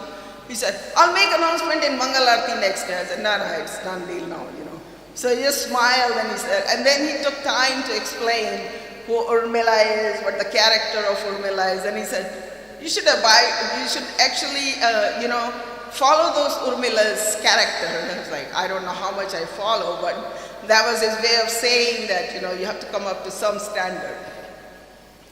And right after the initiation, I went back home, and my sister stayed in temple. So by December, he asked me, he said, what is your plan? I said, I would like to join. He said, okay, pack the bags. So I moved to Bombay also. And said, when we came to Bombay, you know how every devotee wants to go to Vrindavan, even though we went from Delhi to Bombay. And then we requested Guru Maharaj, we would like to go to Vrindavan. He said, not now, maybe later. And we were like, okay, we forgot about it, it's like Maharaj said it, we heard it. And then after 2 years, one day he called us and he said, here are 2 tickets on Rajdhani, and you go to Vrindavan, and I booked a room for you for 3 days, and here is 700 rupees. Go to Vrindavan and come back. And we were like, how does he even remember after 2 years? But this was a very pleasant surprise for us, and he made all the arrangements. We went to Vrindavan, it was wonderful. And then fast forward, second initiation, after 2 years, he called us, he said, you're getting second initiated. We were like, okay. So we got second initiated, and then he called us. And first question he asked me, he said, do you know how to cook? I said, no. He said, get to the kitchen. You have to learn to cook. So he put me in the kitchen to cook Raj Bhoga with Vararupa Mataji, and that's how I ended up learning cooking. And when I finished learning cooking at 6 months, he actually, during that time, he was looking for a typist who knew typing. And back then we used to use the manual typewriter, tuck, tuck, tuck, tuck, which makes so much noise, But then by that time we had already bought electronic typewriter, and then I think we had a teeny tiny computer which like working in a DOS, and it was huge and it was like awful. But anyway, so I by default became his typist. And I used to type letters for him, and many times he used to tell me, and I don't know how many of you know, we have 2 god sisters who are air hostesses. One used to work for Air India and one used to work for Indian Airlines. And so the one who worked for Air India, she used to travel international. And Maharaj would have letters and letters and letters and letters for that girl to take it. I remember one time he called me 9 in the morning. I was in Prasadam hall, just sat down to eat. And I just took first morsel, and his servant came and said, Maharaj is calling you, so much typing. I was like, can I just eat? He said, no, you cannot eat. I was like, okay. So I put the thing back and I said, I haven't eaten anything. And I rushed back, and he's like so much in anxiety. He said, Urmila, we have to type 50 letters today. I said, okay, Guru Maharaj. And he said, and she's leaving at midnight. I was like, okay. So for whole day, from morning 9 o'clock till 7 o'clock, Maharaj dictated 50 letters for devotees in Australia. And we just did it, letter after letter after letter. And then he told me, he said, go give it to her so that she doesn't forget. I said, okay. So I went to give it to her, and when I came back, and he was like so sorry for me, he said, are you tired? I said, no, not really. He said, are you hungry? I said, no, I mean, what can I tell him? That I haven't eaten anything since morning. And he said, you're not hungry? I said, no. You're not tired? No. What are you going to do? I said, you'll probably go to Aarti. He said, you want to come to house program? I was like, sure. And then he said, you have 5 minutes to get ready. So I went quickly, put the tilak on, and came back. And we sat in the car, like I don't remember where I sat. Maharaj was sitting, and there were 2 devotees sitting. I was sitting in the front. And we were going, when you go from Juhu, when you take a turn, there's a hotel there, Sun and Sand. And we saw there was a fire going on top of the hotel. And we were all excited. Oh, look, Guru Maharaj, there's fire. And Guru said, 𝐃𝐢𝐬𝐭𝐫𝐚𝐜𝐿 Shashvatam. And he gave a 40-minute class on 𝐃𝐢𝐬𝐭𝐫𝐚 Shashvatam by the time we reached that person's house for house program. It was just so sweet. We were just sitting there, and it's like a personal Bhagavatam going on, So some of these things are like so, most of the time we forgot he's our spiritual master. He's like father, he's like teaching us what to do, how to remember things. So I did typing, cooking, anything else. So I also took care of some of his friends, some of his guests, those who came to see. So one Sunday he calls me in the morning at 9 o'clock and he said, Urmila, I just met one of my cousins in the flight. I came yesterday on. I said, okay, Guru Maharaj. And he said, she's Mrs. Behal. I said, okay, Guru Maharaj. And he said, I want you to take her to temple and then take her to Govinda's and then I'll come for prasadam with her. I said, okay, Guru Maharaj. And then he said, do not ask any personal questions before I join this school. I was like, okay, Guru Maharaj. And then he said it again. And then he said it third time. I said, yes, Guru Maharaj, I won't ask any questions. And so we were walking, and then, of course, this is an opportunity of a lifetime. How is it possible I won't ask a question? So I asked her, I said, so how was Guru Maharaj when he was young? And I think apparently he stayed many years with them because they were like his father's younger brother's daughter. So he lived with them because his father was in Devi, so he traveled a lot. So I was asking, she said, no, he was always like this, never complained anything. And so we came back, and then I called Guru Maharaj. I said, Maharaj, she's in a restaurant. So Maharaj said, sit with her, I'll come. And then first he asked me, did you ask any questions? I said, absolutely not, Guru Maharaj. There was nothing to ask, And he just smiled and said, okay, that's good. And so all of us talk about how Guru Maharaj was so merciful, and never got angry, and never scolded anyone. I guess I'm an exception. There was not even a day when I didn't get scolded. Every single day. The day I didn't get scolded was the day I could not digest my food. So every single day Guru Maharaj would say, you didn't laugh properly, you didn't sit properly, you didn't walk properly, you didn't do this, you left temple early, you were late in this and late in that. So I got many, many scoldings during my stay in Bombay especially. I remember one time Guru Maharaj was going to Canada, so whenever Guru Maharaj travels somewhere, and most of these flights are like middle of the night type flights, and we always had to stay around in case he needs something. So I was there, and that time Guru Maharaj asked me to move to Canada. And I was like, no, not happening, Guru Maharaj, I'm not going to Canada. And so we went back and forth, and he said, no, you should go. And he wanted me to go to Montreal. Apparently at that point there were so many ladies over there, and I was adamant, no, I'm not going. And he said, no, you should go. No, I'm not going. No, you should go. No, I'm not going. You should go. So we went back and forth and went and back and forth and this and that. And then he even told me, he said, here is 250 rupees, make the passport. I was like, oh, okay. And then finally he had it just before he was leaving for airport. He said, actually, I need to ask a question. I was like, really?